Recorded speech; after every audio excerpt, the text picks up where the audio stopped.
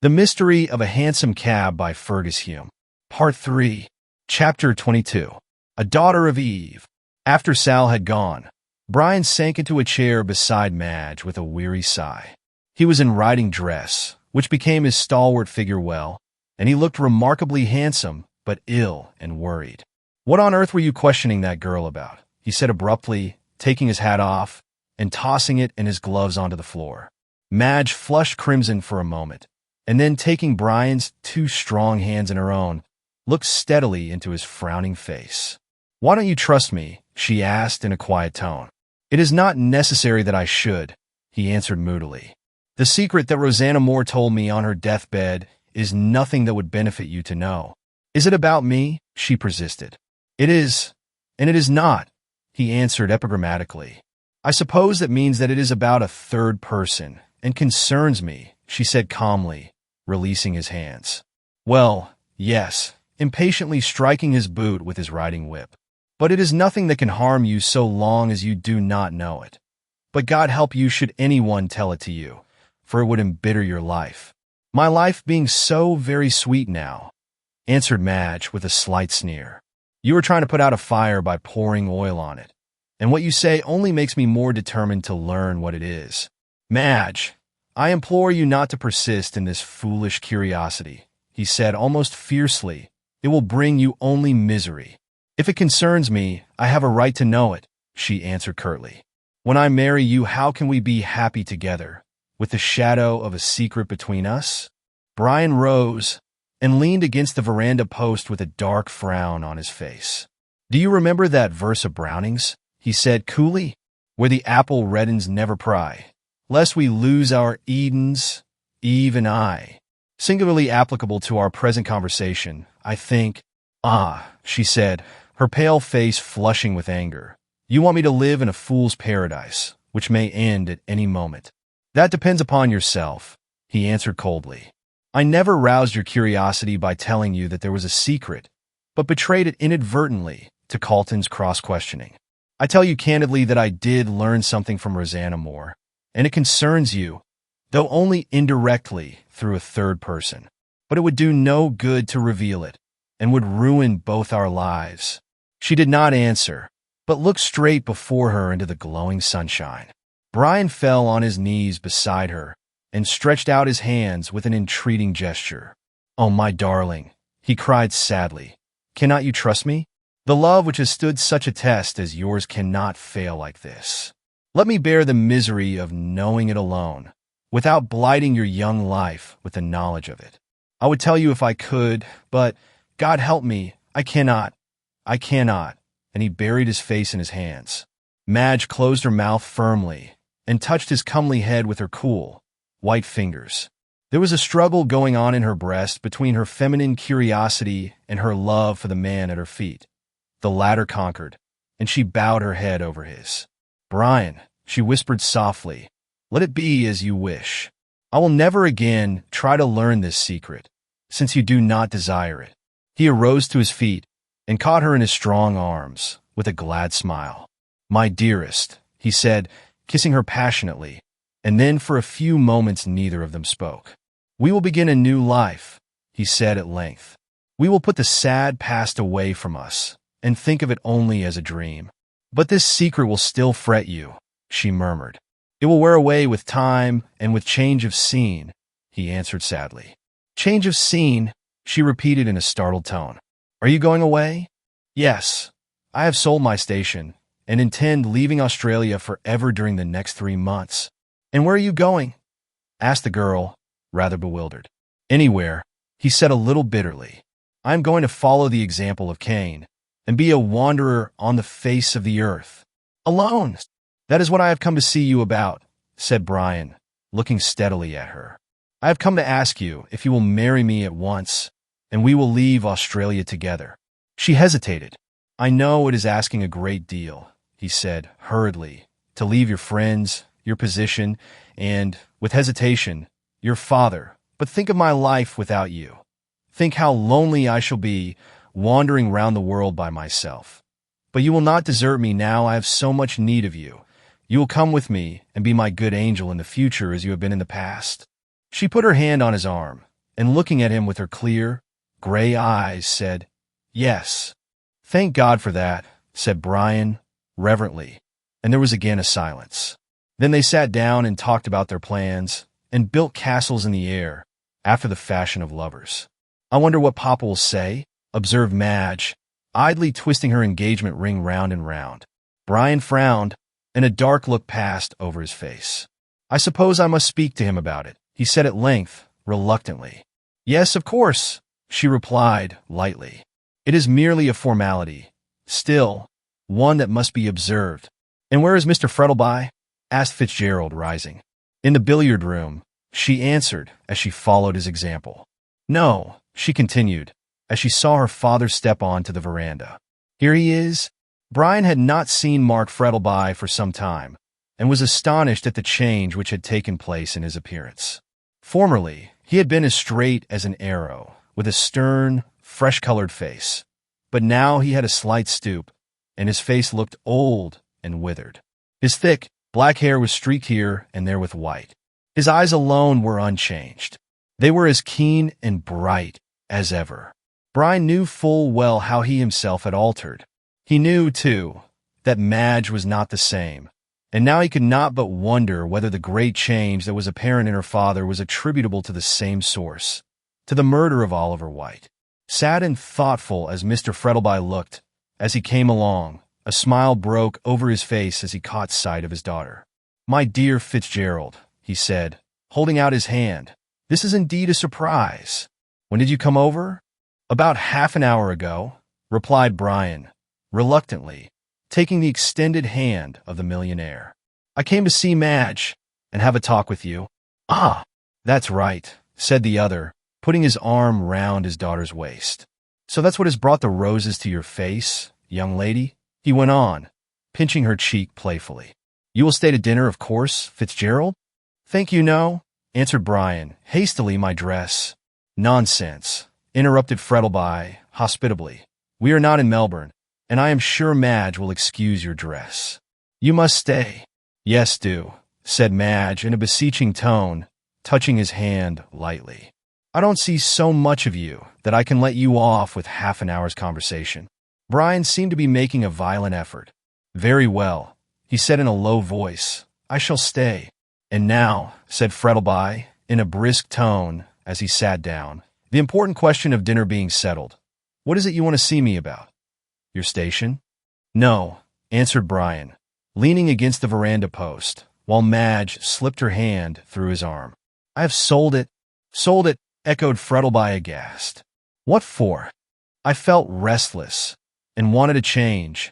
"Ah, a rolling stone," said the millionaire, shaking his head, "gathers no moss, you know."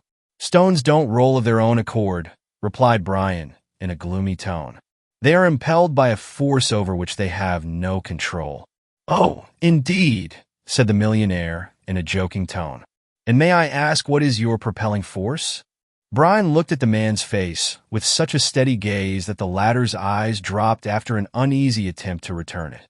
"Well," he said impatiently, looking at the two tall young people standing before him, "what do you want to see me about?" "Madge has agreed to marry me at once, and I want your consent." "Impossible," said Frettleby, curtly. "There is no such a word as impossible," retorted Brian, coolly, thinking of the famous remark in Richelieu, "Why should you refuse?" "I am rich now." "Pshaw," said Frettleby, rising impatiently. "It's not money I'm thinking about. I've got enough for both of you, but I cannot live without Madge." "Then come with us," said his daughter, kissing him. Her lover, however, did not second the invitation, but stood moodily twisting his tawny mustache and staring out into the garden in an absent sort of manner. "What do you say, Fitzgerald?" said Frettleby, who was eyeing him keenly. "Oh, delighted, of course," answered Brian, confusedly. "In that case," returned the other, coolly, "I will tell you what we will do. I have bought a steam yacht, and she will be ready for sea about the end of January. You will marry my daughter at once, and go round New Zealand for your honeymoon. When you return, if I feel inclined, and you two turtle-doves don't object, I will join you, and we will make a tour of the world." "Oh, how delightful!" cried Madge, clasping her hands. I am so fond of the ocean with a companion, of course, she added, with a saucy glance at her lover. Brian's face had brightened considerably, for he was a born sailor, and a pleasant yachting voyage in the blue waters of the Pacific, with Madge as his companion, was, to his mind, as near paradise as any mortal could get. "And what is the name of the yacht?" he asked with deep interest. "Her name," repeated Mr. Frettleby, hastily. "Oh, a very ugly name, and one which I intend to change. At present she is called the Rosanna." "Rosanna!" Brian and his betrothed both started at this, and the former stared curiously at the old man, wondering at the coincidence between the name of the yacht and that of the woman who died in the Melbourne slum. Mr. Frettleby flushed a little when he saw Brian's eye fixed on him with such an inquiring gaze, and rose with an embarrassed laugh. "You are a pair of moonstruck lovers," he said gaily, taking an arm of each and leading them into the house, "but you forget dinner will soon be ready." Chapter 23. Across the walnuts and the wine. More sweetest of bards sings, "Oh, there's nothing half so sweet in life as love's young dream." But he made this assertion in his callow days, before he had learned the value of a good digestion. To a young and fervid youth, love's young dream is, no doubt, very charming, lovers, as a rule, having a small appetite. But to a man who has seen the world and drunk deeply of the wine of life, there is nothing half so sweet in the whole of his existence as a good dinner. A hard heart and a good digestion will make any man happy. So said Talleyrand, a cynic if you like, but a man who knew the temper of his day and generation. Ovid wrote about the art of love, Brillat Savarin, of the art of dining. Yet, I warrant you, the gastronomical treatise of the brilliant Frenchman is more widely read than the passionate songs of the Roman poet, who does not value as the sweetest in the whole 24 the hour when, seated at an artistically laid table, with delicately cooked viands, good wines, and pleasant company, all the cares and worries of the day give place to a delightful sense of absolute enjoyment.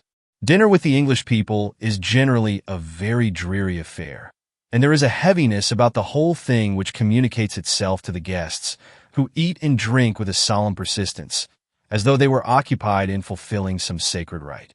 But there are men, alas, few and far between, who possess the rare art of giving good dinners, good in the sense of sociality, as well as in that of cookery.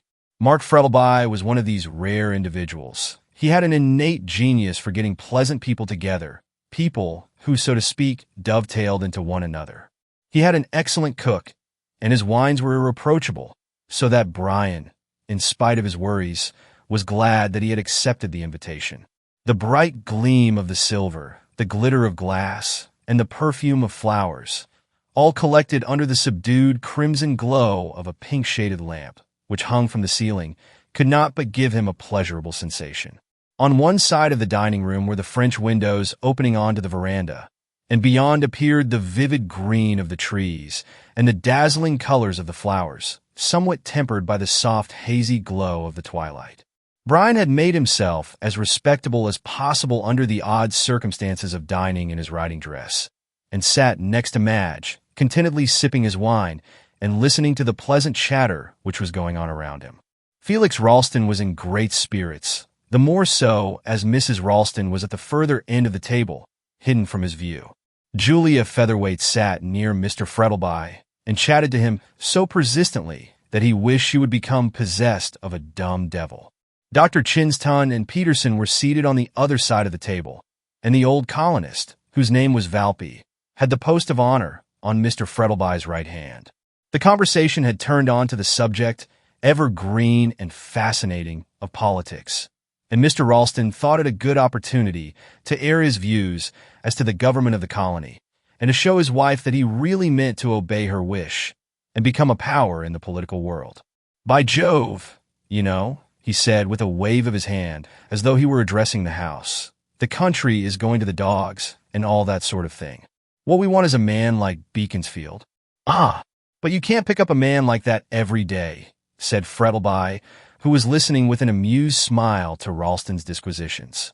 "Rather a good thing, too," observed Dr. Chinston dryly. "Genius would become too common." "Well, when I am elected," said Felix, who had his own views, which modesty forbade him to publish, on the subject of the coming colonial Disraeli. I probably shall form a party. To advocate what? Asked Peterson, curiously. Oh, well, you see, hesitated Felix. I haven't drawn up a program yet, so can't say at present. Yes, you can hardly give a performance without a program, said the doctor, taking a sip of wine, and then everybody laughed. And on what are your political opinions founded? Asked Mr. Frettleby, absently, without looking at Felix. Oh, you see, I've read the parliamentary reports and constitutional history, and Vivian Grey, said Felix, who began to feel himself somewhat at sea. The last of which is what the author called it, a lusus naturae, observed Chinston. Don't erect your political schemes on such bubble foundations as are in that novel, for you won't find a Marquis Caraba out here. Unfortunately, no, observed Felix mournfully, but we may find a Vivian Grey. Everyone smothered a smile. The illusion was so patent. Well, he didn't succeed in the end, cried Peterson. Of course he didn't, retorted Felix, disdainfully. He made an enemy of a woman, and a man who is such a fool as to do that deserves to fall. You have an excellent opinion of our sex, Mr. Ralston, said Madge, with a wicked glance at the wife of that gentleman, who was listening complacently to her husband's aimless chatter. No better than they deserve, replied Ralston, gallantly. But you have never gone in for politics, Mr. Frettleby? Oh, I know, said the host, rousing himself out of the brown study into which he had fallen. I'm afraid I'm not sufficiently patriotic, and my business did not permit me. And now, echoed Mr. Frettleby, glancing at his daughter, I intend to travel. The jolliest thing out, said Peterson, eagerly. One never gets tired of seeing the queer things that are in the world. I've seen queer enough things in Melbourne in the early days, said the old colonist with a wicked twinkle in his eyes. Oh, cried Julia, putting her hands up to her ears. Don't tell me them, for I'm sure they're naughty. We weren't saints then, said old Valpy, with a senile chuckle. Ah, then, we haven't changed much in that respect, retorted Frettleby, drily. You talk of your theaters now, went on Valpy, with the garrulousness of old age. Why, you haven't got a dancer like Rosanna. Brian started on hearing this name again, and he felt Madge's cold hand touch his. And who was Rosanna? Asked Felix, curiously, looking up. A dancer and burlesque actress, replied Valpy, vivaciously, nodding his old head. Such a beauty. We were all mad about her. Such hair and eyes. You remember her, Frettleby? Yes, answered the host, in a curiously dry voice. But before Mr. Valpy had the opportunity to wax more eloquent, Madge rose from the table, and the other ladies followed. The ever-polite Felix held the door open for them, and received a bright smile from his wife for what she considered his brilliant talk at the dinner table. Brian sat still and wondered why Frettleby changed color on hearing the name. He supposed that the millionaire had been mixed up with the actress and did not care about being reminded of his early indiscretions. And after all, who does? She was as light as a fairy, continued Valpy with wicked chuckle. What became of her? Asked Brian abruptly. Mark Frettleby looked up suddenly as Fitzgerald asked this question. She went to England in 1858, said the aged one. I'm not quite sure if it was July or August, but it was in 1858. You will excuse me, Valpy, but I hardly think that these reminiscences of a ballet dancer are amusing, said Frettleby, curtly, pouring himself out a glass of wine. Let us change the subject. Notwithstanding the plainly expressed wish of his host, Brian felt strongly inclined to pursue the conversation. Politeness, however, forbade such a thing, and he consoled himself with the reflection that, after dinner, he would ask old Valpy about the ballet dancer, whose name caused Mark Frettleby to exhibit such strong emotion. But, to his annoyance, when the gentlemen went into the drawing-room, Frettleby took the old colonist off to his study, where he sat with him the whole evening talking over old times. Fitzgerald found Madge seated at the piano in the drawing-room, playing one of Mendelssohn's songs without words. What a dismal thing that is you are playing, Madge, he said lightly, as he sank into a seat beside her. It is more like a funeral march than anything else. Gad, so it is, said Felix, who came up at this moment. I don't care myself about Op. 84 and all that classical humbug. Give me something light. Belle Helene, with Emily Melville, and all that sort of thing? Felix, said his wife, in a stern tone. My dear, he answered recklessly, rendered bold by the champagne he had taken. You observed. Nothing particular, answered Mrs. Ralston, glancing at him with a stony eye, except that I consider Offenbach low. I don't, said Felix, sitting down to the piano, from which Madge had just risen. And to prove he ain't, here goes. He ran his fingers lightly over the keys and dashed into a brilliant Offenbach gallop, which had the effect of waking up the people in the drawing room, who felt sleepy after dinner, and sent the blood tingling through their veins. When they were thoroughly roused, Felix, now that he had an appreciative audience, for he was by no means an individual who believed in wasting his sweetness on the desert air, prepared to amuse them. You haven't heard the last new song by Frosty, have you? He asked, after he had brought his gallop to a conclusion. Is that the composer of Inasmuch and How So? Asked Julia, clasping her hands. I do love his music, and the words are so sweetly pretty. Infernally stupid, she means, whispered Peterson to Brian. They've no more meaning in them than the titles. Sing us the new song, Felix, commanded his wife, and her obedient husband obeyed her. It was entitled, somewhere, Words by Vashti, Music by Paula Frosty, and was one of those extraordinary compositions which may mean anything, that is, if the meaning can be discovered. Felix had a pleasant voice, though it was not very strong, and the music was pretty, while the words were mystical. The first verse was as follows. A flying cloud, a breaking wave, a faint light in a moonless sky, a voice that from the silent grave sounds sad in one long, bitter cry.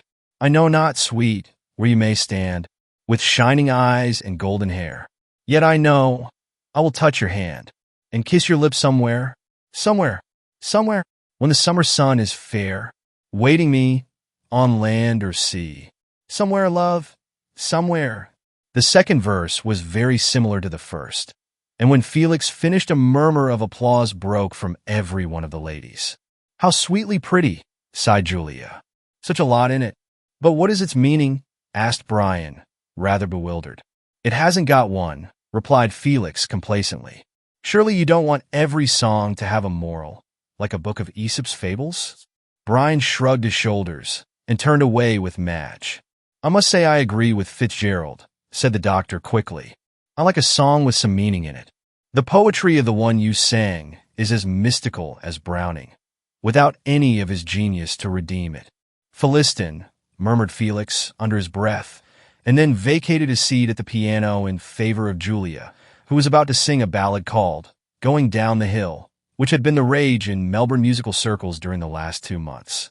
Meanwhile, Madge and Brian were walking up and down in the moonlight. It was an exquisite night, with a cloudless blue sky glittering with the stars, and a great yellow moon in the west. Madge seated herself on the side of the marble ledge which girdled the still pool of water in front of the house, and dipped her hand into the cool water.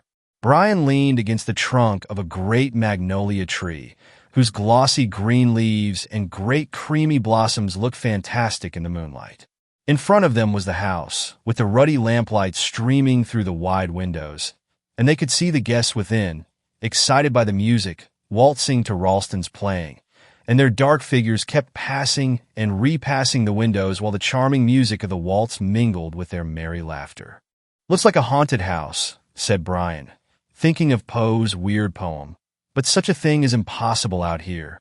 I don't know so much about that, said Madge, gravely, lifting up some water in the palm of her hand and letting it stream back like diamonds in the moonlight. I knew a house in St. Kilda which was haunted. By what? Asked Brian, skeptically. Noises, she answered solemnly. Brian burst out laughing and startled a bat, which flew round and round in the silver moonlight and whirred away into the shelter of a wych elm. Rats and mice are more common here than ghosts, he said lightly. I'm afraid the inhabitants of your haunted house were fanciful. So you don't believe in ghosts? There's a banshee in our family, said Brian, with a gay smile, who is supposed to cheer our deathbeds with her howlings. But as I've never seen the lady myself, I'm afraid she's a Mrs. Harris. It's aristocratic to have a ghost in a family, I believe, said Madge, That is the reason we colonials have none. Ah, but you will have, he answered with a careless laugh. There are, no doubt, democratic as well as aristocratic ghosts. But Shaw, he went on impatiently, what nonsense I talk. There are no ghosts, except of a man's own raising. The ghosts of a dead youth, the ghosts of past follies, the ghosts of what might have been. These are the specters which are more to be feared than those of the churchyard. Madge looked at him in silence, for she understood the meaning of that passionate outburst, the secret which the dead woman had told him, and which hung like a shadow over his life. She arose quietly and took his arm. The light touch roused him, and a faint wind sent an eerie rustle through the still leaves of the magnolia as they walked back in silence to the house. Chapter 24. Brian receives a letter. Notwithstanding the hospitable invitation of Mr. Frettleby, Brian refused to stay at Yabba Yaluk that night, but after saying goodbye to Madge, mounted his horse and rode slowly away in the moonlight. He felt very happy, and letting the reins lie on his horse's neck, he gave himself up unreservedly to his thoughts. Atrakura certainly did not sit behind the horseman on this night, and Brian, to his surprise, found himself singing Kitty of Coleraine as he rode along in the silver moonlight. And was he not right to sing when the future seemed so bright and pleasant? Oh yes, they would live on the ocean, and she would find how much pleasanter it was on the restless waters, with their solemn sense of mystery, than on the crowded land. Was not the sea made for the free, land for courts and slaves alone? Moore was perfectly right. She would learn that when with a fair wind, and all sails set, they were flying over the blue Pacific waters. And then they would go home to Ireland, to the ancestral home of the Fitzgeralds, where he would lead her in under the arch, with seed mill FLTC on it, and everyone would bless the fair young bride. Why should he trouble himself about the crime of another? No, he had made a resolve, and intended to keep it. He would put this secret with which he had been entrusted behind his back, and would wander about the world with Madge and her father. He felt a sudden chill come over him as he murmured the last words to himself, her father. I'm a fool, he said impatiently, as he gathered up the reins and spurred his horse into a canter. It can make no difference to me so long as Madge remains ignorant. But to sit beside him, to eat with him, to have him always present like a skeleton at a feast, God help me. He urged his horse into a gallop, and as he rushed over the turf, with the fresh, cool night wind blowing keenly against his face, he felt a sense of relief, as though he were leaving some dark specter behind. On he galloped, with the blood throbbing in his young veins, over miles of plain, with the dark blue, star-studded sky above, and the pale moon shining down on him, past a silent shepherd's hut which stood near a wide creek, splashing through the cool water, which wound through the dark plain like a thread of silver in the moonlight. Then again, the wide, grassy plain, dotted here and there with tall clumps of shadowy trees. And on either side, he could see the sheep scurrying away like fantastic specters. On, ever on, until his own homestead appears, and he sees the star-like light shining brightly in the distance, a long avenue of tall trees, over whose wavering shadows his horse thundered, and then the wide grassy space in front of the house, with the clamorous barking of dogs. A groom, roused by the clatter of hoofs up the avenue, comes round the side of the house, and Brian leaps off his horse, and flinging the reins to the man, walks into his own room. There he finds a lighted lamp, brandy and soda on the table, and a packet of letters and newspapers. He flung his hat on the sofa and opened the window and door so as to let in the cool breeze. Then, mixing for himself a glass of brandy and soda, he turned up the lamp and prepared to read his letters. The first he took up was from a lady. Always a she correspondent for me, says Isaac Disraeli, provided she does not cross. Brian's correspondence did not cross, but notwithstanding this, after reading half a page of small talk and scandal, he flung the letter on the table with an impatient ejaculation. The other letters were principally business ones, but the last one proved to be from Carlton, and Fitzgerald opened it with a sensation of pleasure. Carlton was a capital letter writer, and his epistles had done much to cheer Fitzgerald in the dismal period which succeeded his acquittal of White's murder. when he was in danger of getting into a morbid state of mind. Brian, therefore, sipped his brandy and soda and, lying back in his chair, prepared to enjoy himself.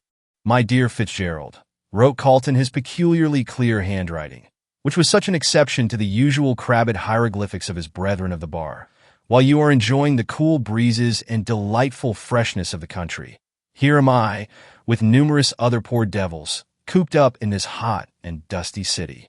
How I wish I were with you in the land of Gascon, by the rolling waters of the Murray, where everything is bright and green and unsophisticated.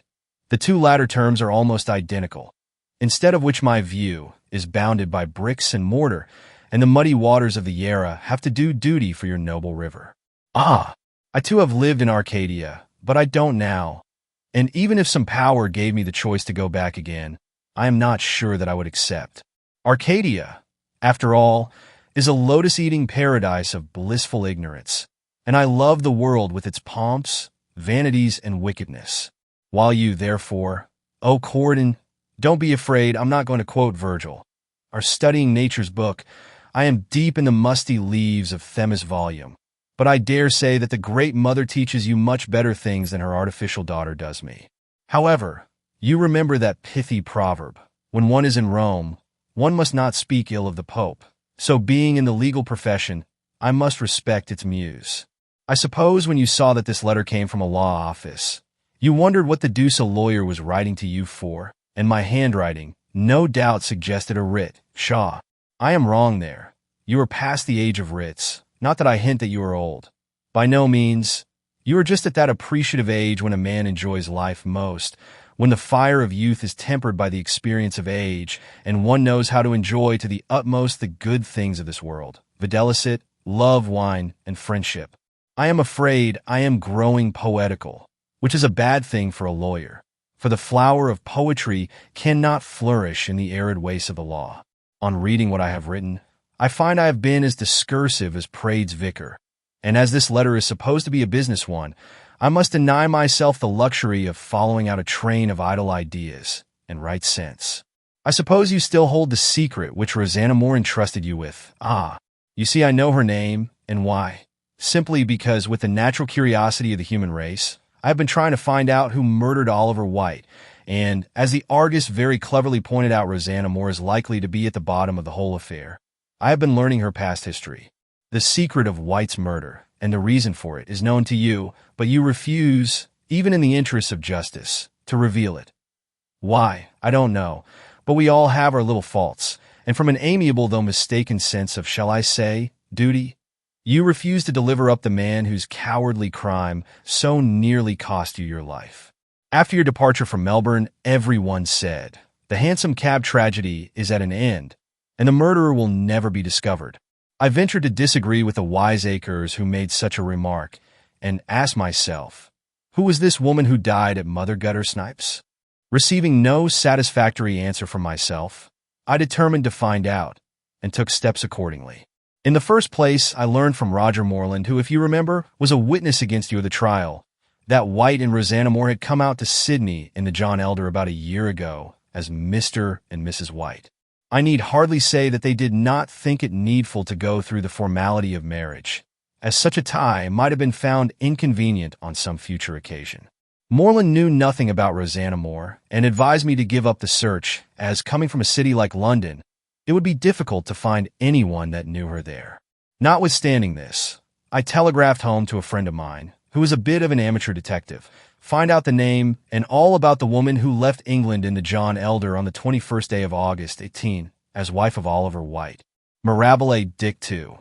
He found out all about her, and knowing, as you do, what a maelstrom of humanity London is, you must admit my friend was clever. It appears, however, that the task I set him was easier than he expected, for the so-called Mrs. White was rather a notorious individual in her own way. She was a burlesque actress at the Frivolity Theatre in London, and, being a very handsome woman, had been photographed innumerable times.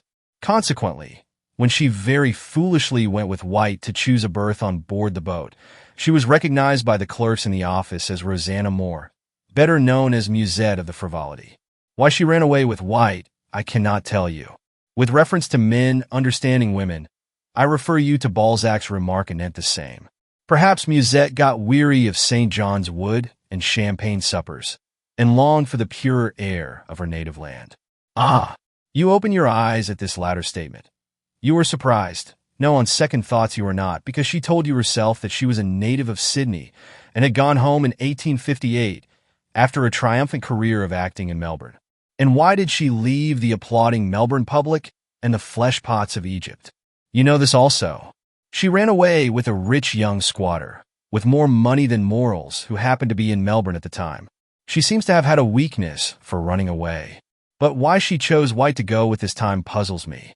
He was not rich, not particularly good-looking, had no position, and a bad temper. How do I know all these traits of Mr. White's character, morally and socially? Easily enough. My omniscient friend found them all out. Mr. Oliver White was the son of a London tailor, and his father, being well off, retired into a private life, and ultimately went the way of all flesh.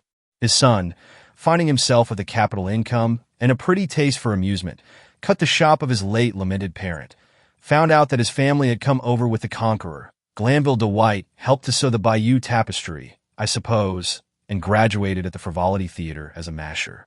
In common with the other gilded youth of the day, he worshipped at the gas-lit shrine of Musette, and the goddess, pleased with his incense, left her other admirers in the lurch, and ran off with fortunate Mr. White.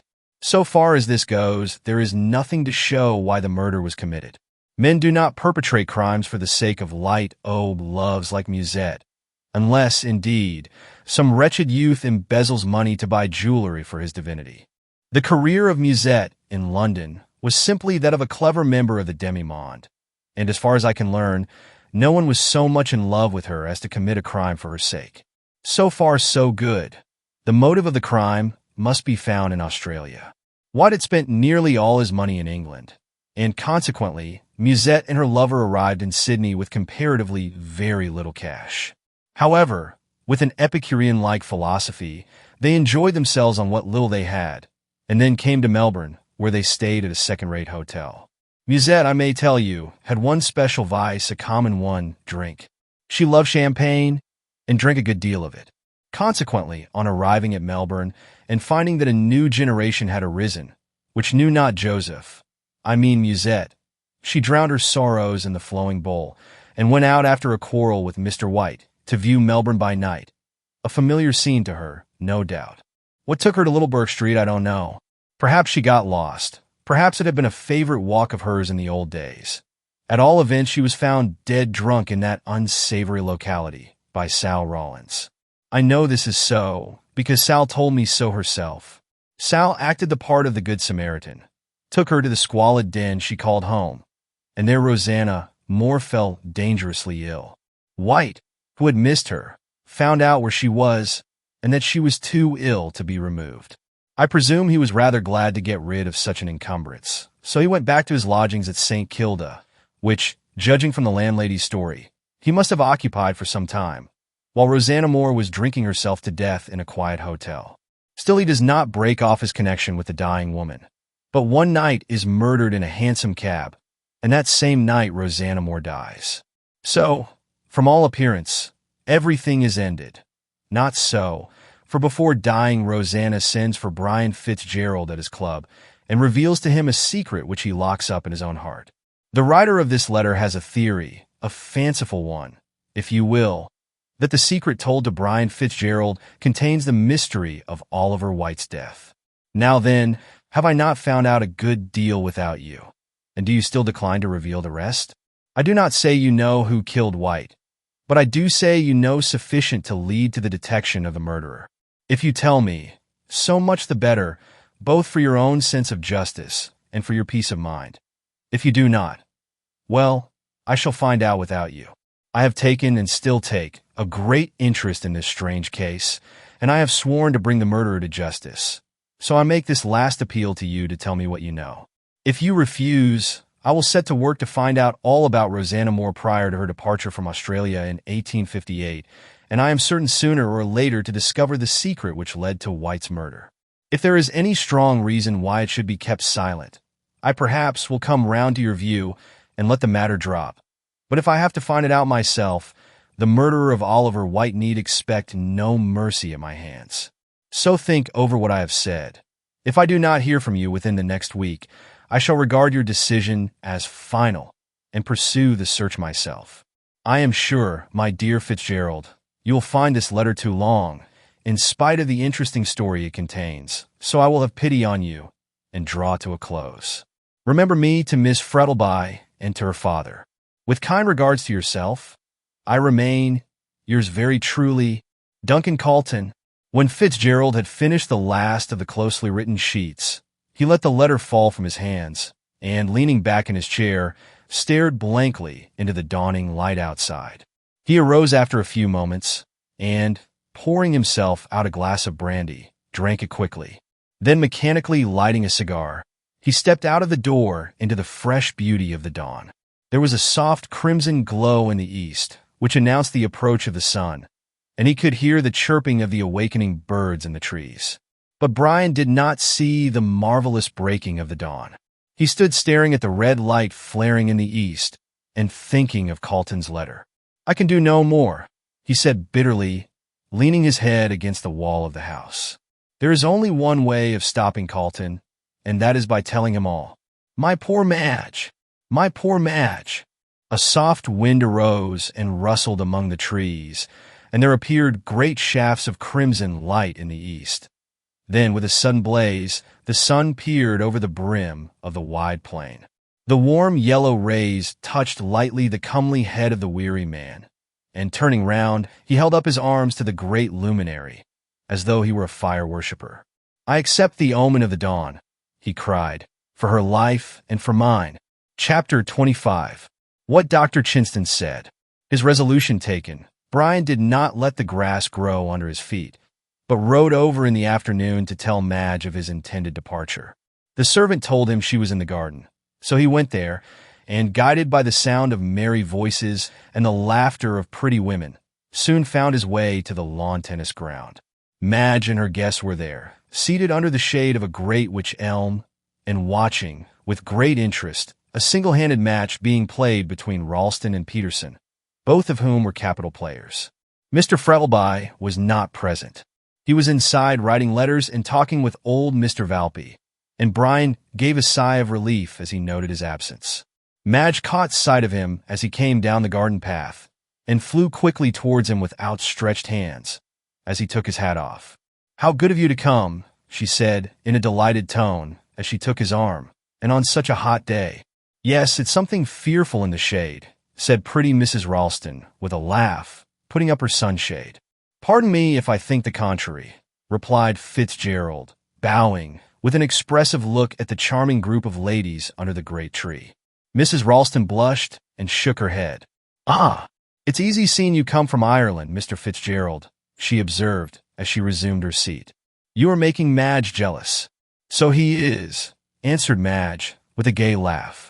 "I shall certainly inform Mr. Ralston about you, Brian, if you make these gallant remarks." "Here he comes, then," said her lover, as Ralston and Peterson, having finished their game, walked off the tennis ground and joined the group under the tree. Though in tennis flannels, they both looked remarkably warm, and throwing aside his racket, Mr. Ralston sat down with a sigh of relief. "Thank goodness it's over, and that I have won," he said, wiping his heated brow. "Galley slaves couldn't have worked harder than we have done, while all you idle folks sat sub tegmine fagi." "Which means?" asked his wife, lazily. "That onlookers see most of the game," answered her husband, impudently. "I suppose that's what you call a free and easy translation," said Peterson, laughing. "Mrs. Ralston ought to give you something for your new and original adaptation of Virgil." "Let it be ice thin," retorted Ralston, lying full length on the ground and staring up at the blue of the sky as seen through the network of leaves. "I always like my something iced." "It's a way you've got," said Madge, with a laugh, as she gave him a glass filled with some sparkling, golden-colored liquor, with a lump of ice clinking musically against the side of it. "He's not the only one who's got that way," said Peterson gaily, when he had been similarly supplied. "It's a way we got in the Army. It's a way we've got in the Navy. It's a way we've got in the Varsity. And so say all of us, finished Ralston, and holding out his glass to be replenished. "I'll have another, please." "Phew, it is hot." "What, the drink?" asked Julia with a giggle. "No, the day," answered Felix, making a face at her. "It's the kind of day one feels inclined to adopt Sydney Smith's advice, by getting out of one's skin and letting the wind whistle through one's bones." "With such a hot wind blowing," said Peterson gravely, "I'm afraid they'd soon be broiled bones." "Go, giddy one," retorted Felix, throwing his hat at him, "or I'll drag you into the blazing sun and make you play another game." "Not I," replied Peterson coolly. "Not being a salamander, I'm hardly used to your climate yet, and there is a limit even to lawn tennis." And turning his back on Ralston, he began to talk to Julia Featherweight. Meanwhile, Madge and her lover, leaving all this frivolous chatter behind them, were walking slowly towards the house, and Brian was telling her of his approaching departure, though not of his reasons for it. "I received a letter last night," he said, turning his face away from her, "and, as it's about some important business, I must start at once." "I don't think it will be long before we follow," answered Madge thoughtfully. "Papa leaves here at the end of the week." "Why?" "I'm sure I don't know," said Madge petulantly. "He is so restless and never seems to settle down to anything. He says for the rest of his life he is going to do nothing but wander all over the world." There suddenly flashed across Fitzgerald's mind a line from Genesis, which seemed singularly applicable to Mr. Frettleby. "A fugitive and a vagabond thou shalt be in the earth." "Everyone gets these restless fits sooner or later," he said idly. "In fact," with an uneasy laugh, "I believe I'm in one myself." "That puts me in mind of what I heard Dr. Chinston say yesterday," she said. "This is the age of unrest, as electricity and steam have turned us all into bohemians." "Ah, Bohemia is a pleasant place," said Brian, absently, unconsciously quoting Thackeray, "but we all lose our way to it late in life." "At that rate we won't lose our way to it for some time," she said, laughing, as they stepped into the drawing room, so cool and shady, after the heat and glare outside. As they entered, Mr. Frettleby rose from a chair near the window. He appeared to have been reading, for he held a book in his hand. "What, Fitzgerald," he exclaimed in a hearty tone as he held out his hand, "I am glad to see you. I'll let you know I am living, don't I?" replied Brian, his face flushing as he reluctantly took the proffered hand. "But the fact is I have come to say goodbye for a few days." "Ah, going back to town, I suppose," said Mr. Frettleby, lying back in his chair and playing with his watch chain. "I don't know that you are wise, exchanging the clear air of the country for the dusty atmosphere of Melbourne." "Yet Madge tells me you are going back," said Brian, idly toying with a vase of flowers on the table. "Depends upon circumstances," replied the other carelessly. "I may and I may not. You go on business, I presume?" "Well, the fact is, Carlton." Here Brian stopped suddenly and bit his lip with vexation, for he had not intended to mention the lawyer's name. "Yes," said Mr. Frettleby, interrogatively, sitting up quickly and looking keenly at Brian. "Wants to see me on business," he finished awkwardly. "Connected with the sale of your station, I suppose," said Frettleby, still keeping his eyes on the young man's face. "Can't have a better man. Carlton's an excellent man of business."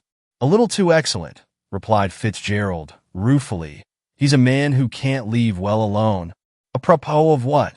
"Oh, nothing," answered Fitzgerald hastily, and just then his eyes met those of Frettleby. The two men looked at one another steadily for a moment, but in that short space of time a single name flashed through their brains, the name of Rosanna Moore.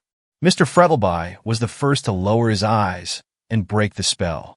"Ah, well," he said lightly as he rose from his chair and held out his hand. "If you are 2 weeks in town, call at St. Kilda, and it's more than likely you will find us there."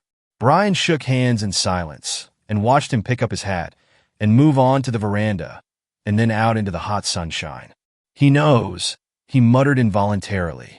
"Knows what, sir?" said Madge, who came silently behind him and slipped her arm through his. "That you are hungry and want something to eat before you leave us?" "I don't feel hungry," said Brian, as they walked towards the door. "Nonsense," answered Madge merrily, who, like Eve, was on hospitable thoughts intent. "I'm not going to have you appear in Melbourne a pail, fond lover, as though I were treating you badly.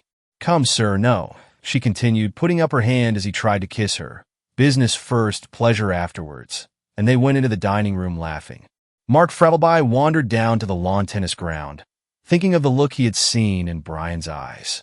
He shivered for a moment in the hot sunshine, as though it had grown suddenly chill. Someone stepping across my grave, he murmured to himself, with a cynical smile. Bah! How superstitious I am! And yet he knows. Come on, sir, cried Felix, who had just caught sight of him. A racket awaits you.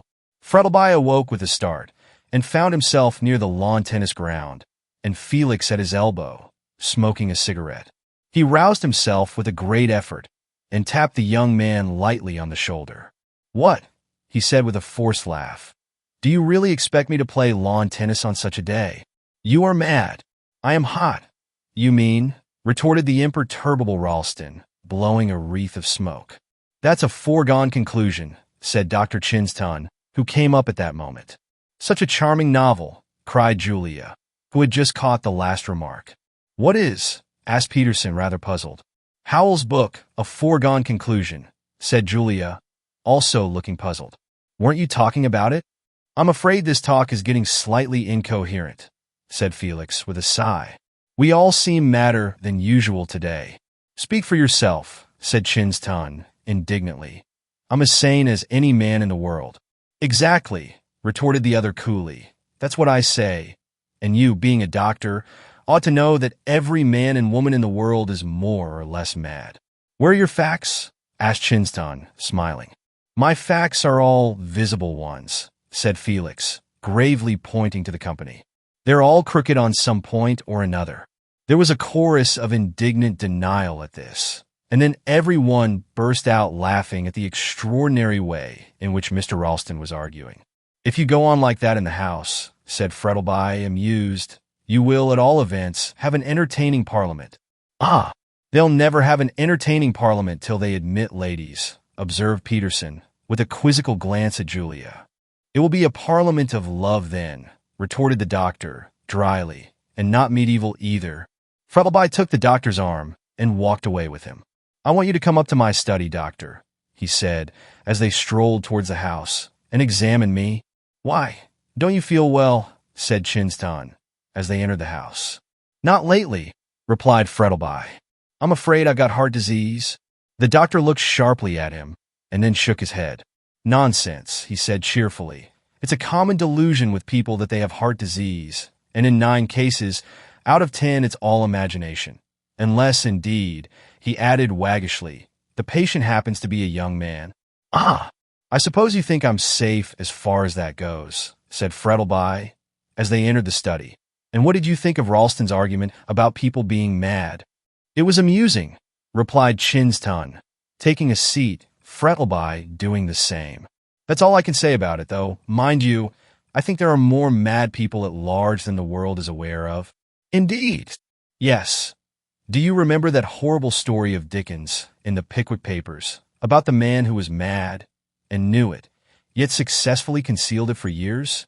Well, I believe there are many people like that in the world, people whose lives are one long struggle against insanity, and yet who eat, drink, talk, and walk with the rest of their fellow men, apparently as gay and light-hearted as they are.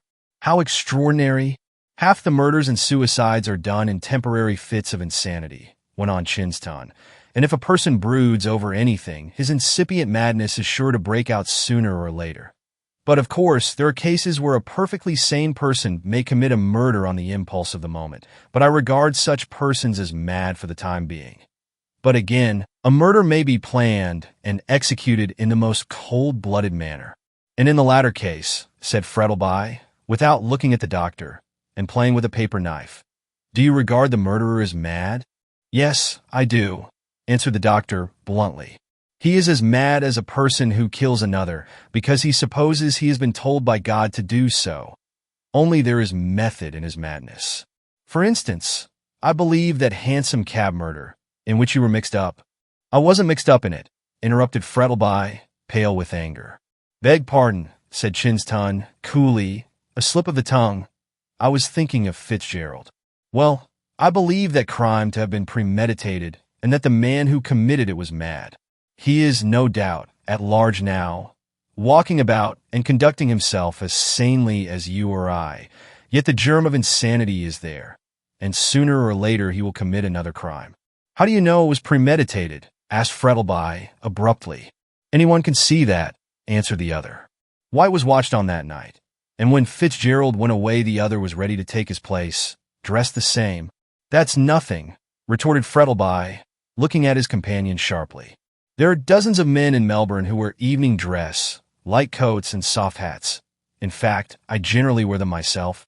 Well, that might have been a coincidence, said the doctor, rather disconcerted. But the use of chloroform puts the question beyond a doubt. People don't usually carry chloroform about with them. I suppose not, answered the other, and then the matter dropped. Chinston made an examination of Mark Frettleby, and when he had finished, his face was very grave, though he laughed at the millionaire's fears. You are all right, he said gaily. Action of the heart a little weak, that's all. Only, impressively, avoid excitement, avoid excitement. Just as Frettleby was putting on his coat, a knock came to the door, and Madge entered. Brian is gone, she began. Oh, I beg your pardon, doctor, but is Papa ill? She asked with sudden fear. No, child, no, said Frettleby hastily. I'm all right. I thought my heart was affected, but it isn't. Not a bit of it, answered Chinston, reassuringly. All right, only avoid excitement. But when Frettleby turned to go to the door, Madge, who had her eyes fixed on the doctor's face, saw how grave it was. There is danger, she said, touching his arm as they paused for a moment at the door. No, no, he answered hastily. Yes, there is, she persisted. Tell me the worst, it is best for me to know. The doctor looked at her in some doubt for a few moments, and then placed his hand on her shoulder. My dear young lady, he said gravely, I will tell you what I have not dared to tell your father. What? She asked in a low voice, her face growing pale. His heart is affected, and there is great danger? Yes, great danger. In the event of any sudden shock, he hesitated. Yes. He would probably drop down dead. My God! Chapter 26. Kilsip has a theory of his own. Mr. Carlton sat in his office reading a letter he had just received from Fitzgerald, and judging from the complacent smile upon his face, it seemed to give him the greatest satisfaction. I know, wrote Brian, that now you have taken up the affair, you will not stop until you find out everything. So, as I want the matter to rest as at present, I will anticipate you and reveal all. You were right in your conjecture that I knew something likely to lead to the detection of White's murderer. But when I tell you my reasons for keeping such a thing secret, I am sure you will not blame me. Mind you, I do not say that I know who committed the murder, but I have suspicions, very strong suspicions, and I wish to God Rosanna Moore had died before she told me what she did. However, I will tell you all, and leave you to judge as to whether I was justified in concealing what I was told. I will call at your office sometime next week, and then you will learn everything that Rosanna Moore told me. But once that you are possessed of the knowledge, you will pity me. Most extraordinary, mused Carlton, leaning back in his chair, as he laid down the letter. I wonder if he's about to tell me that he killed White after all, and that Sal Rawlins perjured herself to save him. No, that's nonsense, or she'd have turned up in better time, and wouldn't have risked his neck up to the last moment.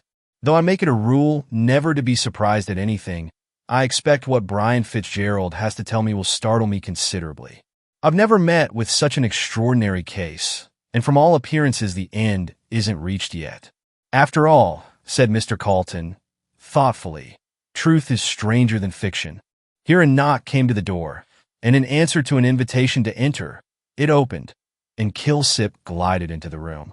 You're not engaged, sir, he said in his soft, low voice. Oh dear, no, answered Carlton carelessly. Come in, come in. Kilsip closed the door softly, and gliding along in his usual velvet-footed manner, sat down in a chair near Carlton's, and placing his hat on the ground, looked keenly at the barrister. Well, Kilsip, said Carlton with a yawn, playing with his watch chain, any good news to tell me? Well, nothing particularly new, purred the detective, rubbing his hands together.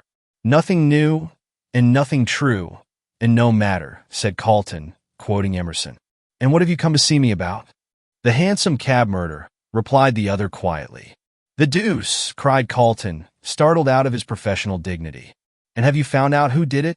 No, answered Kilsip, rather dismally. But I have an idea. So had Gorby, retorted Carlton, dryly. An idea that ended in smoke. Have you any practical proofs? Not yet. That means you're going to get some? If possible. Much virtue in if, quoted Carlton, picking up a pencil and scribbling idly on his blotting paper. And to whom does your suspicion point? Ah, said Mr. Kilsip cautiously. Don't know him, answered the other, coolly. Family name Humbug, I presume.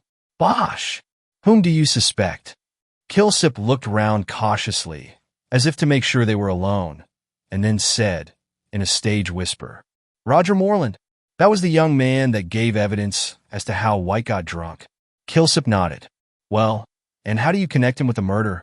Do you remember in the evidence given by the cabmen, Royston and Rankin, they both swore that the man who was with White on that night wore a diamond ring on the forefinger of the right hand? What of that? Nearly every second man in Melbourne wears a diamond ring, but not on the forefinger of the right hand.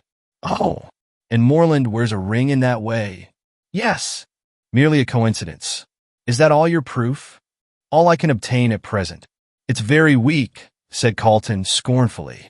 The weakest proofs may form a chain to hang a man, observed Kilsip, sententiously.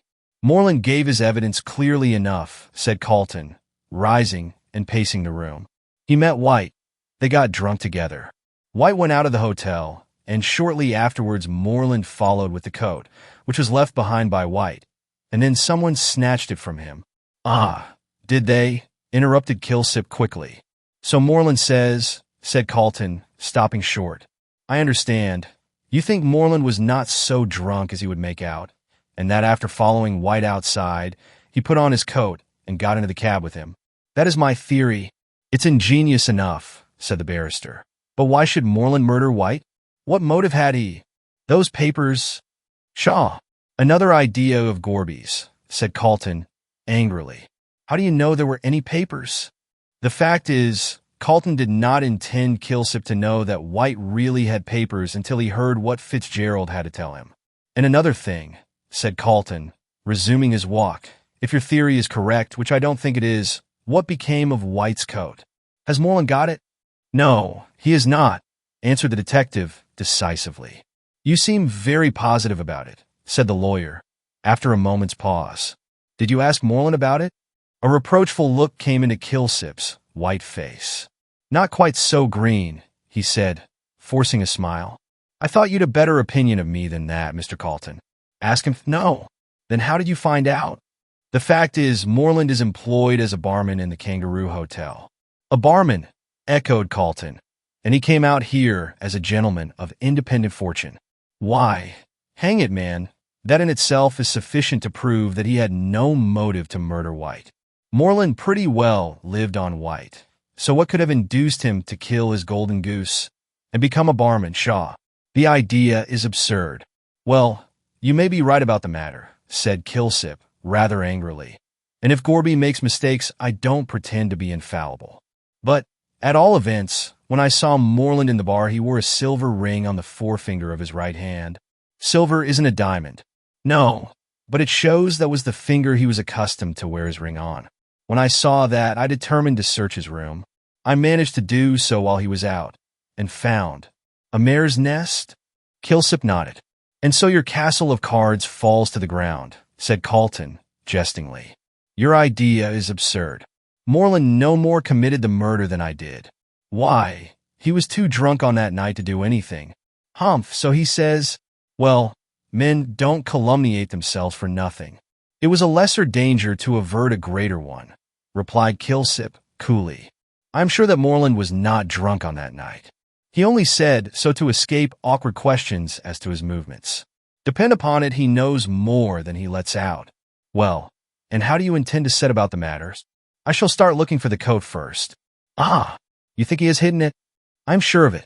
My theory is this. When Moreland got out of the cab at Powlett Street. But he didn't, interrupted Carlton angrily. Let us suppose, for the sake of argument, that he did, said Kilsip, quietly. I say when he left the cab, he walked up Powlett Street, turned to the left down George Street, and walked back to town through the Fitzroy Gardens. Then, knowing that the coat was noticeable, he threw it away, or rather, hid it and walked out of the gardens through the town. An evening dress, more noticeable than the coat. He wasn't in evening dress, said Kilsip quietly. No, neither was he, observed Carlton eagerly, recalling the evidence at the trial. Another blow to your theory. The murderer was in evening dress. The cabman said so. Yes, because he had seen Mr. Fitzgerald in evening dress a few minutes before and thought that he was the same man who got into the cab with White. Well, what of that? If you remember, the second man had his coat buttoned up. Moreland wore dark trousers. At least, I suppose so. And with the coat buttoned up, it was easy for the cabman to make the mistake, believing, as he did, that it was Mr. Fitzgerald. That sounds better, said Carlton, thoughtfully. And what are you going to do? Look for the coat in the Fitzroy Gardens. Pshaw, a wild goose chase. Possibly, said Kilsip, as he arose to go. And when shall I see you again? Said Carlton. Oh, tonight, said Kilsip, pausing at the door. I had nearly forgotten. Mother Guttersnipe wants to see you. Why? What's up? She's dying, and wants to tell you some secret. Rosanna Moore? By Jove, said Carlton. She'll tell me something about her. I'll get to the bottom of this yet. All right, I'll be here at 8 o'clock. Very well, sir, and the detective glided out. I wonder if that old woman knows anything, said Carlton to himself, as he resumed his seat. She may have overheard some conversation between White and his mistress, and intends to divulge it. Well, I'm afraid when Fitzgerald does confess, I shall know all about it beforehand. Chapter 27. Mother Guttersnipe joins the majority. Punctual to his appointment, Kilsip called at Carlton's office at 8 o'clock in order to guide him through the squalid labyrinths of the slums. He found the barrister waiting impatiently for him. The fact is, Carlton had got it into his head that Rosanna Moore was at the bottom of the whole mystery, and every new piece of evidence he discovered went to confirm this belief. When Rosanna Moore was dying, she might have confessed something to Mother Guttersnipe, which would hint at the name of the murderer, and he had a strong suspicion that the old hag had received hush money in order to keep quiet. Several times before, Carlton had been on the point of going to her and trying to get the secret out of her. That is, if she knew it, but now fate appeared to be playing into his hands, and a voluntary confession was much more likely to be true than one dragged piecemeal from unwilling lips. By the time Kilsip made his appearance, Carlton was in a high state of excitement. I suppose we'd better go at once, he said to Kilsip as he lit a cigar. That old hag may go off at any moment. She might, assented Kilsip doubtfully, but I wouldn't be a bit surprised if she pulled through. Some of these old women have 9 lives like a cat. Not improbable, retorted Carlton, as they passed into the brilliantly lighted street. Her nature seemed to me to be essentially feline. But tell me, he went on, what's the matter with her? Old age? Partly drink also, I think, answered Kilsip. Besides, her surroundings are not very healthy, and her dissipated habits have pretty well settled her. It isn't anything catching, I hope, cried the barrister with a shudder as they passed into the crowd of Burke Street. Don't know, sir. Not being a doctor, answered the detective stolidly. Oh, ejaculated Carlton in dismay. It will be all right, sir, said Kilsip reassuringly. I've been there dozens of times, and I'm all right. I dare say, retorted the barrister, but I may go there once and catch it, whatever it is. Take my word, sir, it's nothing worse than old age and drink. Is she a doctor? Won't let one come near her. Prescribes for herself. Gin, I suppose? Humph. Much more unpleasant than the usual run of medicines. In a short time they found themselves in Little Burke Street, and after traversing a few dark and narrow lanes, by this time they were more or less familiar to Carlton, they found themselves before Mother Guttersnipe's den. They climbed the rickety stairs, which groaned and creaked beneath their weight, and found Mother Guttersnipe lying on the bed in the corner. The elfish black-haired child was playing cards with a slatternly-looking girl at a deal table by the faint light of a tallow candle.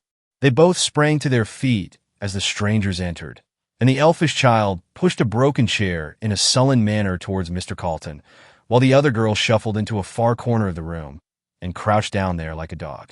The noise of their entry awoke the hag from an uneasy slumber into which she had fallen.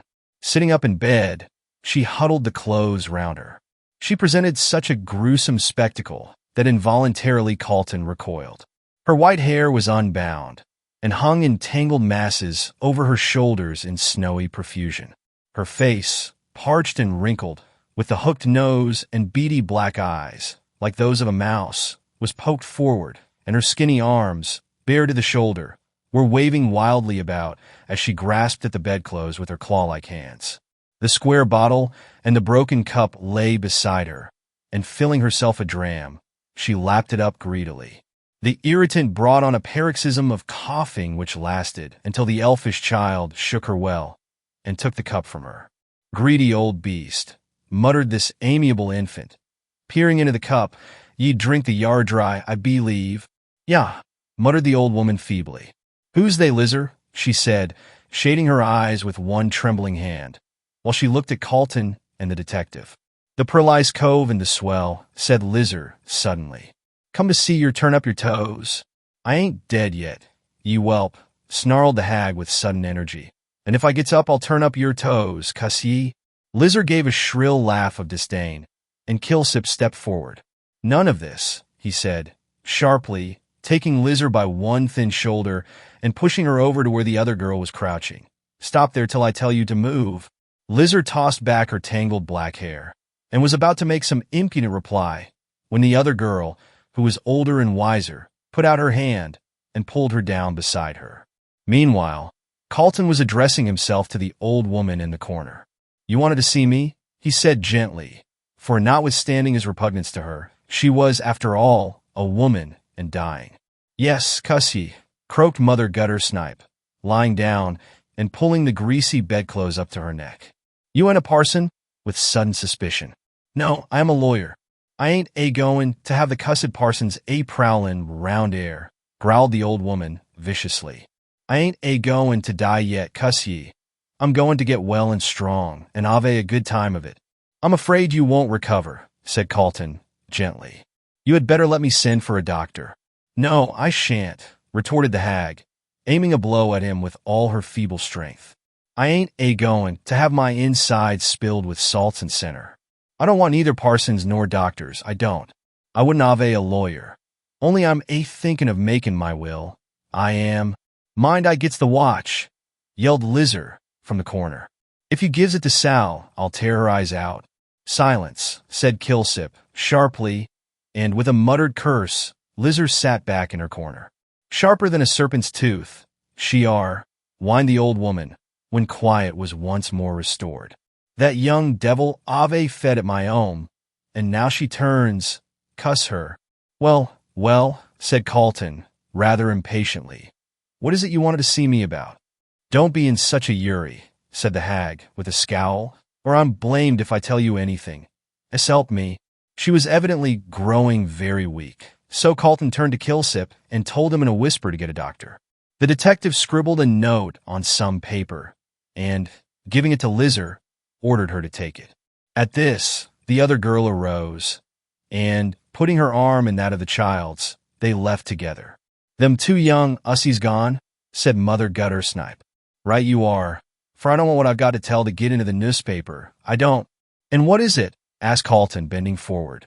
The old woman took another drink of gin, and it seemed to put life into her, for she sat up in the bed and commenced to talk rapidly, as though she were afraid of dying before her secret was told. "You've been afore," she said, pointing one skinny finger at Carlton, "and you wanted to find out all about but you didn't. She wouldn't let me tell, for she was always a proud jade, a-flouncin' round while poor mother was a-starvin'. Her mother? Are you Rosanna Moore's mother?" cried Carlton, considerably astonished. "May I die if I ain't," croaked the hag.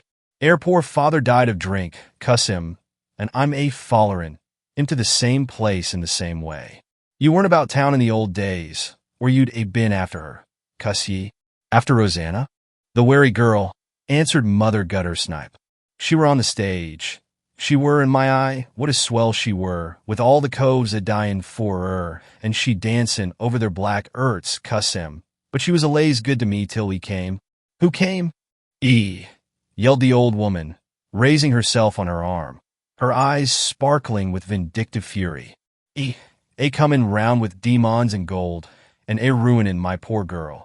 And how E's LD is bloomin' up all these years as if he were a saint, cuss him. Whom does she mean? Whispered Calton to Kilsip. Mean, screamed Mother Guttersnipe, whose sharp ears had caught the muttered question. Why, Mark Frettleby? Good God! Calton rose up in his astonishment, and even Kilsip's inscrutable countenance displayed some surprise. Aye, you were a swell in them days, pursued Mother Guttersnipe, and he comes a philanderin' round my gal, cuss him, and ruins and leaves in the child to starve like a black-herded villain, as he were. The child! Her name? Bah, retorted the hag, with scorn, as if you didn't know my granddaughter Sal. Sal, Mark Frettleby's child? Yes, and as pretty a girl as the other, though she appeared to be born on the wrong side of the edge. Oh, I've seen her sweepin' along in her silks and satins as though we were dirt, and Sal, Alf's sister. Cuss her. Exhausted by the effort she had made, the old woman sank back in her bed, while Calton sat dazed, thinking over the astounding revelation that had just been made.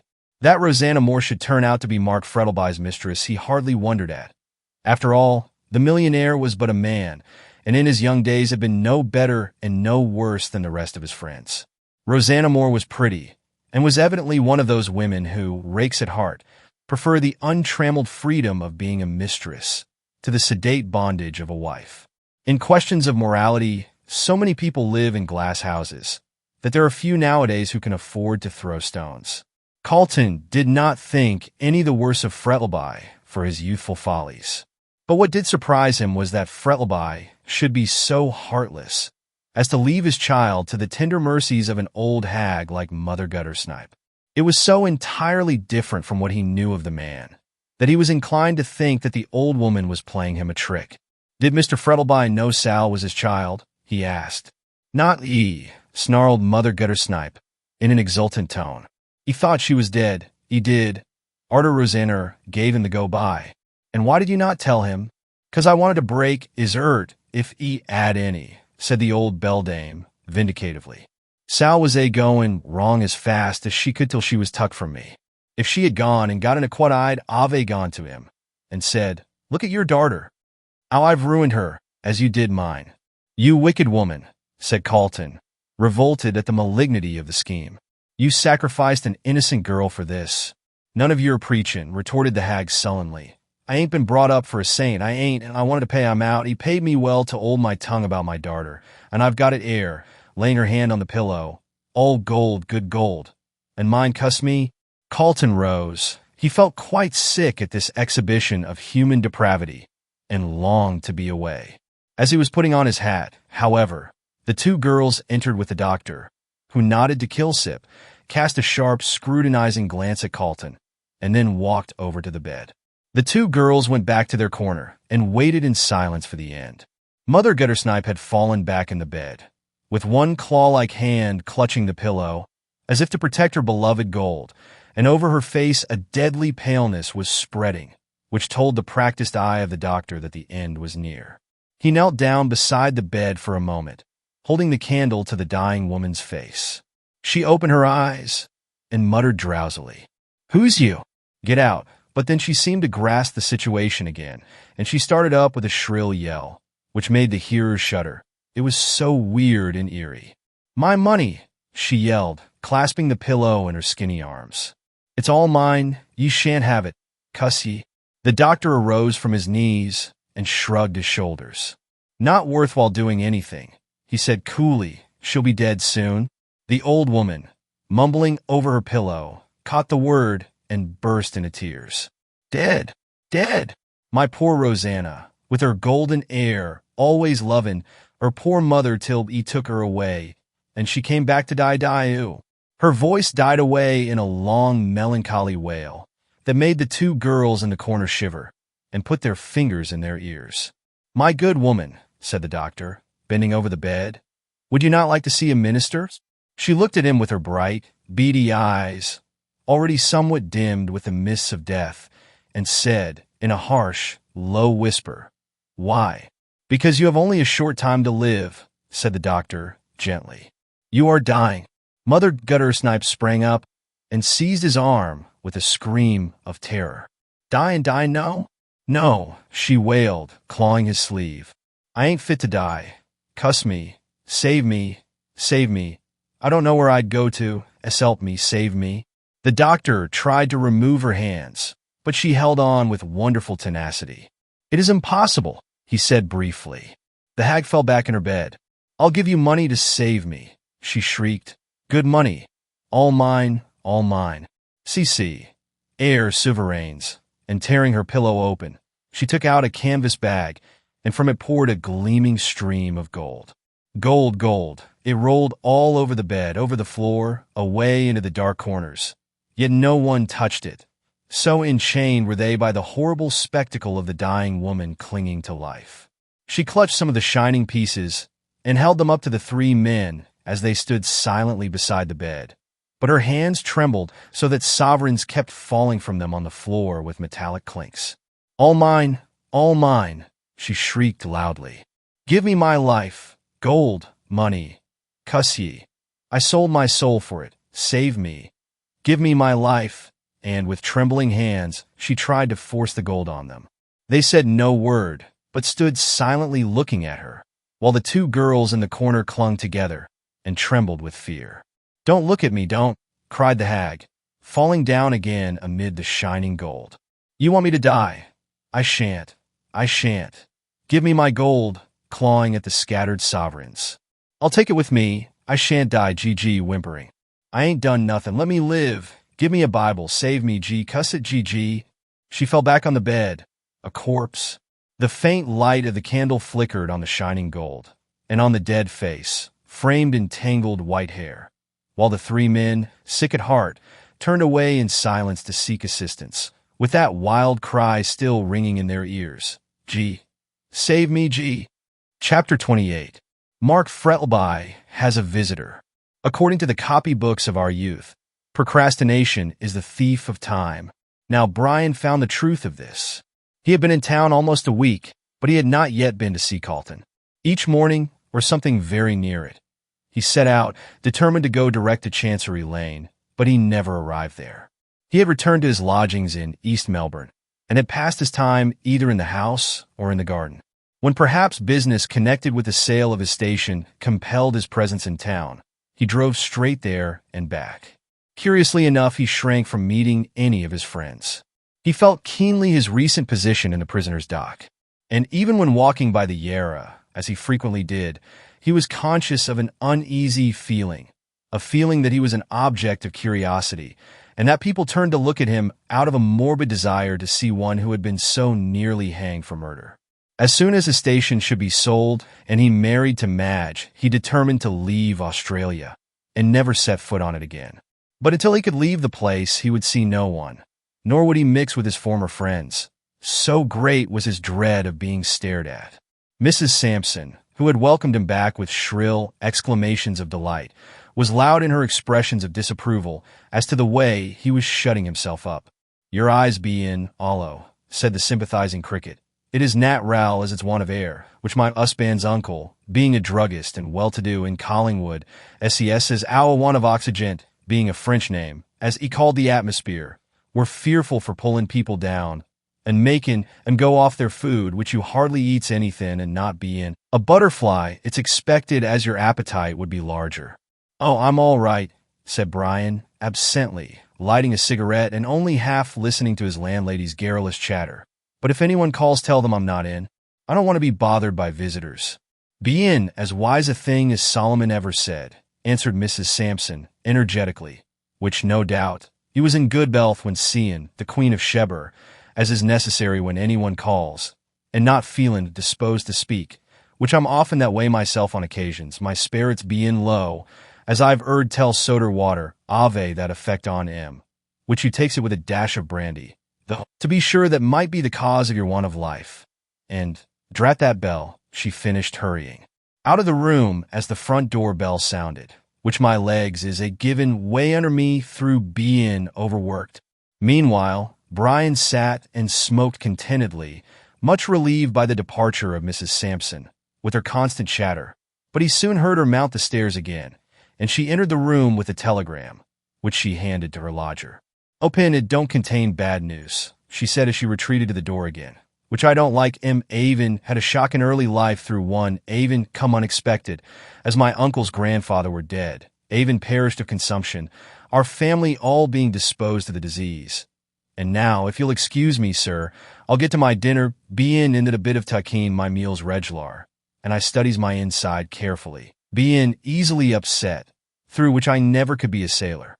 Mrs. Sampson, having at last exhausted herself, went out of the room and crackled loudly down the stairs, leaving Brian to read his telegram. He tore open the envelope and found the message was from Madge, to say that they had returned, and to ask him to dine with them that evening. Fitzgerald folded up the telegram. Then, rising from his seat, he walked moodily up and down the room with his hands in his pockets. "So he is there," said the young man aloud, "and I shall have to meet him and shake hands with him, knowing all the time what he is. If it were not for Madge, I'd leave this place at once. But after the way she stood by me in my trouble, I should be a coward if I did so." It was as Madge had predicted. Her father was unable to stay long in one place, and had come back to Melbourne a week after Brian had arrived. The pleasant party at the station was broken up, and, like the graves of a household, the guests were scattered far and wide. Peterson had left for a New Zealand yen route for the wonders of the hot lakes, and the old colonist was about to start for England in order to refresh his boyish memories. Mr. and Mrs. Ralston had come back to Melbourne, where the wretched Felix was compelled once more to plunge into politics, and Dr. Chinston had resumed his usual routine of fees and patients. Madge was glad to be back in Melbourne again, as now that her health was restored, she craved for the excitement of town life. It was now more than 3 months since the murder, and the 9 days' wonder was a thing of the past. The possibility of a war with Russia was the one absorbing topic of the hour, and the colonists were busy preparing for the attack of a possible enemy. As the Spanish kings had drawn their treasures from Mexico and Peru, so might the White Tsar lay violent hands on the golden stores of Australia. But here there were no uncultured savages to face, but the sons and grandsons of men who had dimmed the glories of the Russian arms at Alma and Balaclava. So in the midst of stormy rumors of wars, the tragic fate of Oliver White was quite forgotten. After the trial, everyone, including the detective office, had given up the matter and mentally relegated it to the list of undiscovered crimes. In spite of the utmost vigilance, nothing new had been discovered, and it seemed likely that the assassin of Oliver White would remain a free man. There were only 2 people in Melbourne who still held the contrary opinion, and they were Carlton and Kilsip. Both these men had sworn to discover this unknown murderer, who struck his cowardly blow in the dark, and though there seemed no possible chance of success, yet they worked on. Kilsip suspected Roger Morland, the boon companion of the dead man, but his suspicions were vague and uncertain, and there seemed little hope of verifying them. The barrister did not as yet suspect any particular person, though the deathbed confession of Mother Guttersnipe had thrown a new light on the subject. But he thought that when Fitzgerald told him the secret which Rosanna Moore had confided to his keeping, the real murderer would soon be discovered, or at least some clue would be found that would lead to his detection. So, as the matter stood at the time of Mark Frettleby's return to Melbourne, Mr. Carlton was waiting for Fitzgerald's confession before making a move, while Kilsip worked stealthily in the dark, searching for evidence against Morland. On receiving Madge's telegram, Brian determined to go down in the evening, but not to dinner, so he sent a reply to Madge to that effect. He did not want to meet Mark Frettleby, but did not, of course, tell this to Madge, so she had her dinner by herself, as her father had gone to his club, and the time of his return was uncertain. After dinner, she wrapped a light cloak round her, and repaired to the veranda to wait for her lover. The garden looked charming in the moonlight, with the black, dense cypress trees standing up against the sky, and the great fountain splashing cool and silvery. There was a heavily foliaged oak by the gate, and she strolled down the path, and stood under it in the shadow, listening to the whisper and rustle of its multitudinous leaves. It is curious the unearthly glamour which moonlight seems to throw over everything. And though Madge knew every flower, tree, and shrub in the garden, yet they all looked weird and fantastical in the cold, white light. She went up to the fountain, and seating herself on the edge, amused herself by dipping her hand into the chilly water and letting it fall, like silver rain, back into the basin. Then she heard the iron gate open and shut with a clash, and springing to her feet, saw someone coming up the path in a light coat and soft wide-awake hat. "Oh, it's you at last, Brian," she cried as she ran down the path to meet him. "Why did you not come before?" "Not being Brian, I can't say," answered her father's voice. Madge burst out laughing. "What an absurd mistake," she cried. "Why, I thought you were Brian." "Indeed?" "Yes. In that hat and coat, I couldn't tell the difference in the moonlight." "Oh," said her father, with a laugh, pushing his hat back. "Moonlight is necessary to complete the spell, I suppose?" "Of course," answered his daughter. "If there were no moonlight, alas, for lovers." "Alas, indeed," echoed her father. "They would become as extinct as the moa. But where are your eyes, Puss, when you take an old man like me for your gay young Lachinvars?" "Well, really, Papa," answered Madge, deprecatingly, "you do look so like him in that coat and hat that I could not tell the difference till you spoke." "Nonsense, child," said Frettleby, roughly. "You are fanciful." And turning on his heel, he walked rapidly towards the house, leaving Madge staring after him in astonishment. As well she might, for her father had never spoken to her so roughly before. Wondering at the cause of his sudden anger, she stood spellbound, until there came a step behind her and a soft, low whistle. She turned with a scream and saw Brian smiling at her. "Oh, it's you," she said with a pout, as he caught her in his arms and kissed her. "Only me," said Brian, ungrammatically. "Disappointing, isn't it?" "Oh, fearfully," answered the girl, with a gay laugh, as arm in arm they walked towards the house. "But do you know I made such a curious mistake just now? I thought Papa was you." "How strange," said Brian, absently, for indeed he was admiring her charming face, which looked so pure and sweet in the moonlight. "Yes, wasn't it?" she replied. "He had on a light coat and a soft hat, just like you were sometimes, and as you were both the same height, I took you for one another." Brian did not answer, but there was a cold feeling at his heart as he saw a possibility of his worst suspicions being confirmed, for just at that moment there came into his mind the curious coincidence of the man who got into the hansom cab being dressed similarly to himself. "What if—" "Nonsense," he said aloud, rousing himself out of the train of thought the resemblance had suggested. "I'm sure it isn't," said Madge, who had been talking about something else for the last 5 minutes. "You are a very rude young man." "I beg your pardon," said Brian, waking up. "You were saying that the horse is the most noble of all animals." "Exactly." "I don't understand," began Brian, rather puzzled. "Of course you don't," interrupted Madge, petulantly, "considering I've been wasting my eloquence on a deaf man for the last 10 minutes, and very likely lame as well as deaf." And to prove the truth of the remark, she ran up the path with Brian after her. He had a long chase of it, for Madge was nimble and better acquainted with the garden than he was, but at last he caught her just as she was running up the steps into the house. And then, history repeats itself. They went into the drawing-room and found that Mr. Frettleby had gone up to his study and did not want to be disturbed. Madge sat down to the piano, but before she struck a note, Brian took both her hands prisoners. "Madge," he said gravely as she turned round, "what did your father say when you made that mistake?" "He was very angry," she answered. "Quite cross. I'm sure I don't know why." Brian sighed as he released her hands, and was about to reply when the visitor's bell sounded. They heard the servant answer it, and then someone was taken upstairs to Mr. Frettleby's study. When the footman came in to light the gas, Madge asked who it was that had come to the door. "I don't know, miss," he answered. "He said he wanted to see Mr. Frettleby particularly, so I took him up to the study. But I thought that Papa said he was not to be disturbed." "Yes, miss, but the gentleman had an appointment with him." "Poor Papa," sighed Madge, turning again to the piano. "He has always got such a lot to do." Left to themselves, Madge began playing Waldteufel's last new valse, a dreamy, haunting melody with a touch of sadness in it, and Brian, lying lazily on the sofa, listened. Then she sang a gay little French song about love and a butterfly, with a mocking refrain which made Brian laugh.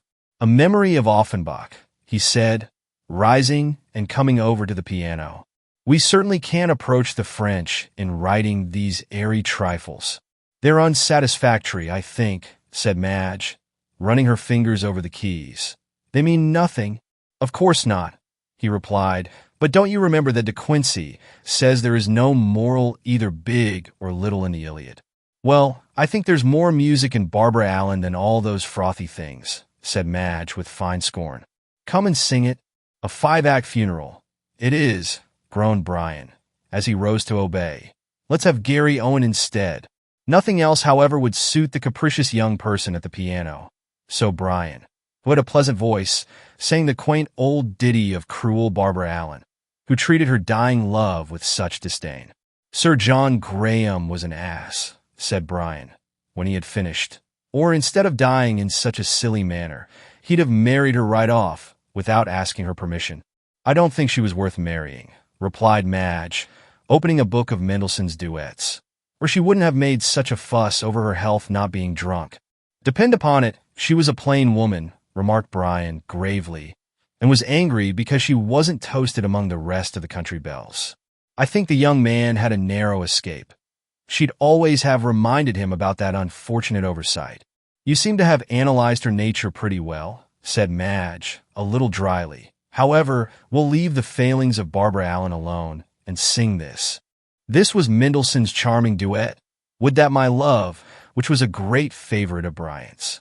They were in the middle of it when suddenly Madge stopped, as she heard a loud cry, evidently proceeding from her father's study.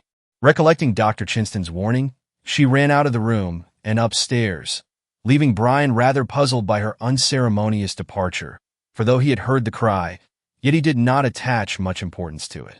Madge knocked at the study door, and then she tried to open it, but it was locked. "Who's there?" asked her father, sharply from inside. "Only me, Papa," she answered. "I thought you were." No, I'm all right," replied her father quickly. "Go downstairs. I'll join you shortly." Madge went back to the drawing room, only half satisfied with the explanation. She found Brian waiting at the door, with rather an anxious face. "What's the matter?" he asked, as she paused a moment at the foot of the stairs. "Papa says nothing," she replied, "but I am sure he must have been startled, or he would not have cried out like that." She told him what Dr. Chinston had said about the state of her father's heart, a recital which shocked Brian greatly. They did not return to the drawing room, but went out on the veranda, where, after wrapping a cloak around Madge, Fitzgerald lit a cigarette. They sat down at the far end of the veranda somewhat in the shadow, and could see the hall door wide open, and a warm flood of mellow light pouring therefrom, and beyond the cold, white moonshine. After about a quarter of an hour, Madge's alarm about her father having somewhat subsided, they were chatting on indifferent subjects, when a man came out of the hall door and paused for a moment on the steps of the veranda. He was dressed in rather a fashionable suit of clothes, but in spite of the heat of the night, he had a thick white silk scarf around his throat. "That's rather a cool individual," said Brian, removing his cigarette from between his lips. "I wonder what—" "Good God," he cried, rising to his feet as the stranger turned round to look at the house, and took off his hat for a moment. "Roger Morland." The man started, and looked quickly round into the dark shadow of the veranda where they were seated. Then, putting on his hat, he ran quickly down the path, and they heard the gate clang after him. Madge felt a sudden fear at the expression on Brian's face, as revealed by a ray of moonlight streaming full on it. "Who is Roger Morland?" she asked, touching his arm. "Ah, I remember," with sudden horror, "Oliver White's friend." "Yes," in a hoarse whisper, and one of the witnesses at the trial. Chapter 29. Mr. Carlton's curiosity is satisfied. There was not much sleep for Brian that night. He left Madge almost immediately and went home, but he did not go to bed. He felt too anxious and ill at ease to sleep, and passed the greater part of the night walking up and down his room, occupied with his own sad thoughts. He was wondering in his own mind what could be the meaning of Roger Morland's visit to Mark Frettleby. All the evidence that he had given at the trial was that he had met White and had been drinking with him during the evening. White then went out, and that was the last Morland had seen of him. Now, the question was, what did he go to see Mark Frettleby for? He had no acquaintance with him, and yet he called by appointment. It is true he might have been in poverty, and the millionaire being well known as an extremely generous man, Moreland might have called on him for money. But then the cry which Frettleby had given after the interview had lasted a short time proved that he had been startled. Madge had gone upstairs and found the door locked, her father refusing her admission. Now, why was he so anxious Moreland should not be seen by anyone? That he had made some startling revelation was certain, and Fitzgerald felt sure that it was in connection with the Hansom Cab murder case. He wearied himself with conjectures about the matter, and towards daybreak threw himself, dressed as he was, on the bed, and slept heavily till 12 o'clock the next day. When he arose and looked at himself in the glass, he was startled at the haggard and worn appearance of his face. The moment he was awake his mind went back to Mark Frettleby and the visit of Roger Moreland. The net is closing round him, he murmured to himself. I don't see how he can escape. Oh, Madge, Madge! If only I could spare you the bitterness of knowing what you must know sooner or later, and that other unhappy girl. The sins of the fathers will be visited on the children. God help them. He took his bath, and after dressing himself, went into his sitting room, where he had a cup of tea, which refreshed him considerably.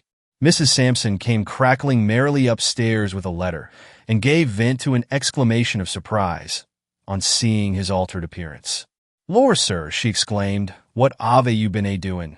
Me knowin' you're a bit's knowed as you gone to bed. Not to say as it's very temptin' in this O.T. weather, but with excuses, sir, you looks as if you ain't slept a blessed wink." "No more I have," said Brian, listlessly holding out his hand for the letter. "I was walking up and down my room all last night. I must have walked miles. That puts me in mind of my poor husband," chirped the cricket, being a printer and accustomed like a howl to the darkness. When he was home for the night, he walked up and down till he wore out the carpet, being an expensive one, as I had on my marriage, and the only way I could stop him was by giving him something soothin', which you, sir, ought to try, whiskey with lemon and sugar, but I've heard tell as chloroform. "No, d'ye," said Brian, hastily, startled out of his politeness. "I've had enough of that." "Atchin teeth, no doubt," said the landlady, going to the door, "which I'm often taken that way myself. Decayed teeth runnin' in the family, though, to be sure, mine are stronger than former a lodger of mine, even been a dentist, and doin' them beautiful, instead of payin' rent, not even ready cash, his boxes bein' filled with bricks on his departure from the ooze." As Brian did not appear particularly interested in these domestic reminiscences, and seemed as if he wanted to be left alone, Mrs. Sampson, with a final crackle, went downstairs and talked with a neighbor in the kitchen as to the desirability of drawing her money out of the savings bank, in case the Russians should surprise and capture Melbourne. Brian, left alone, stared out of the window at the dusty road and the black shadows cast by the tall poplars in front of the house. "I must leave this place," he said to himself. "Every chance remark seems to bear on the murder, and I'm not anxious to have it constantly by my side like the skeleton at the feast." Suddenly, he recollected the letter which he held in his hand, and which he now looked at for the first time. It proved to be from Madge, and tearing it open hastily, he read it. "I cannot understand what is the matter with Papa," she wrote. "Ever since that man Moreland left last night, he has shut himself up in his study, and is writing there hour after hour. I went up this morning, but he would not let me in. He did not come down to breakfast.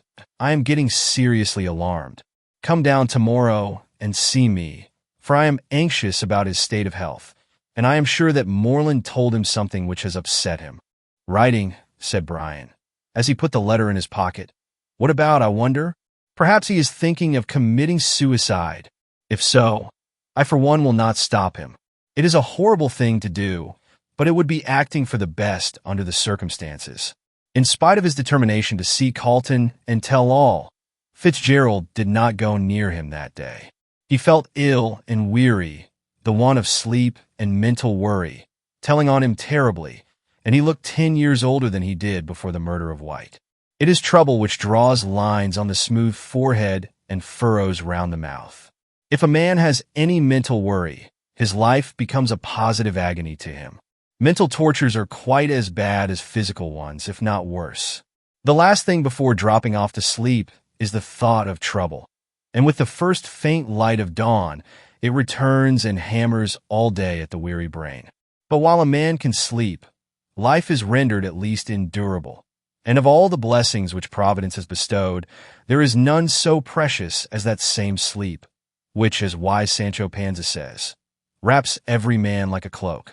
Brian felt the need of rest, so sending a telegram to Carlton to call on him in the morning, and another to Madge that he would be down to luncheon next day, he stayed indoors all day and amused himself with smoking and reading. He went to bed early and succeeded in having a sound sleep. So when he awoke next morning, he felt considerably refreshed and invigorated. He was having his breakfast at 8:30 when he heard the sound of wheels, and immediately afterwards a ring at the bell. He went to the window and saw Carlton's trap was at the door. The owner was shortly afterwards shown into the room. "Well, you are a nice fellow," cried Carlton after greetings were over. "Here I've been waiting for you with all the patience of Job, thinking you were still up country. Will you have some breakfast?" asked Brian, laughing at his indignation. "What have you got?" said Carlton, looking over the table. "Ham and eggs." "Humph! Your landlady's culinary ideas are very limited." "Most landladies' ideas are," retorted Fitzgerald, resuming his breakfast. "Unless heaven invents some new animal, lodgers will go on getting beef and mutton, alternated with hash, until the end of the world. When one is in Rome, one mustn't speak ill of the Pope," answered Carlton with a grimace. "Do you think your landlady could supply me with brandy and soda?" "I think so," answered Fitzgerald, rising and ringing the bell. "But isn't it rather early for that sort of things?" "There's a proverb about glass houses," said Carlton severely, "which applies to you in this particular instance." Whereupon Fitzgerald laughed, and Carlton, having been supplied with what he required, prepared to talk business.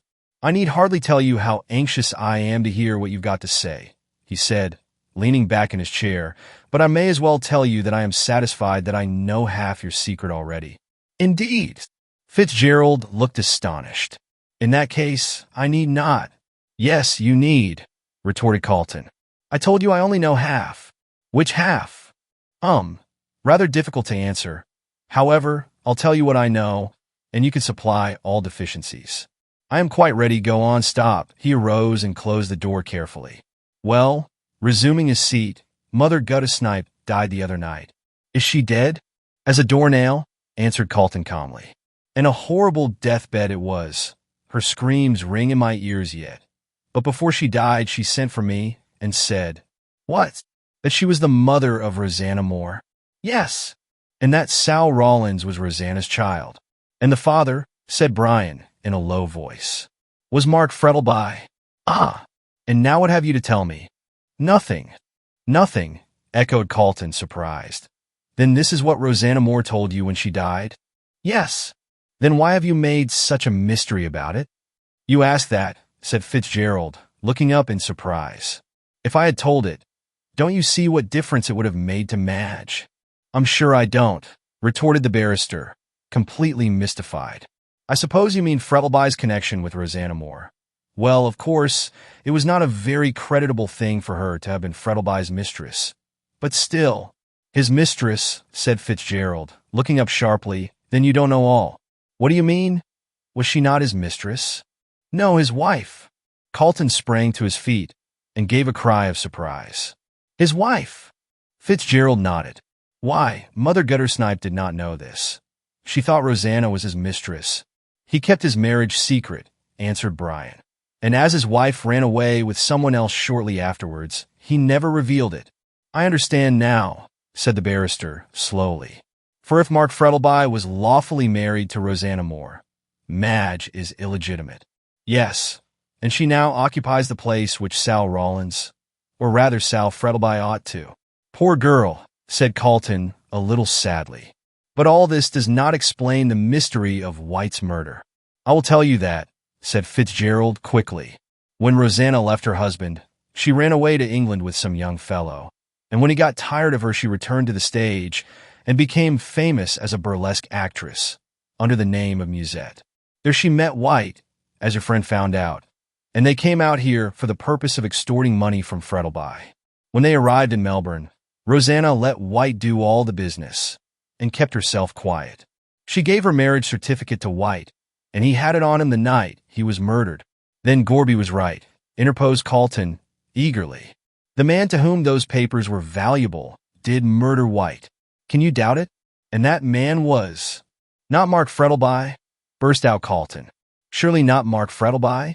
Brian nodded. Yes, Mark Frettleby. There was a silence for a few moments, Carlton being too much startled by the revelation to say anything. When did you discover this? He asked, after a pause. At the time you first came to see me in prison, said Brian. I had no suspicion till then. But when you said that White was murdered for the sake of certain papers, I, knowing full well what they were and to whom they were of value, guessed immediately that Mark Frettleby had killed White in order to obtain them and to keep a secret. There can be no doubt of it, said the barrister with a sigh. So this is the reason Frettleby wanted Madge to marry White. Her hand was to be the price of his silence. When he withdrew his consent, White threatened him with exposure. I remember he left the house in a very excited state on the night he was murdered. Frettleby must have followed him up to town, got into the cab with him, and after killing him with chloroform, must have taken the marriage certificate from his secret pocket and escaped. Brian rose to his feet and walked rapidly up and down the room. Now you can understand what a hell my life has been for the last few months, he said, knowing that he had committed the crime. And yet I had to sit with him, eat with him, and drink with him, with the knowledge that he was a murderer, and Madge, his daughter. Just then a knock came to his door, and Mrs. Sampson entered with a telegram, which she handed to Brian. He tore it open as she withdrew, and glancing over it, gave a cry of horror, and let it flutter to his feet. Carlton turned rapidly on hearing his cry, and seeing him fall into a chair with a white face, snatched up the telegram and read it. When he did so, his face grew as pale and startled as Fitzgerald's, and lifting his hand, he said solemnly, "It is the judgment of God." Chapter 30. Nemesis.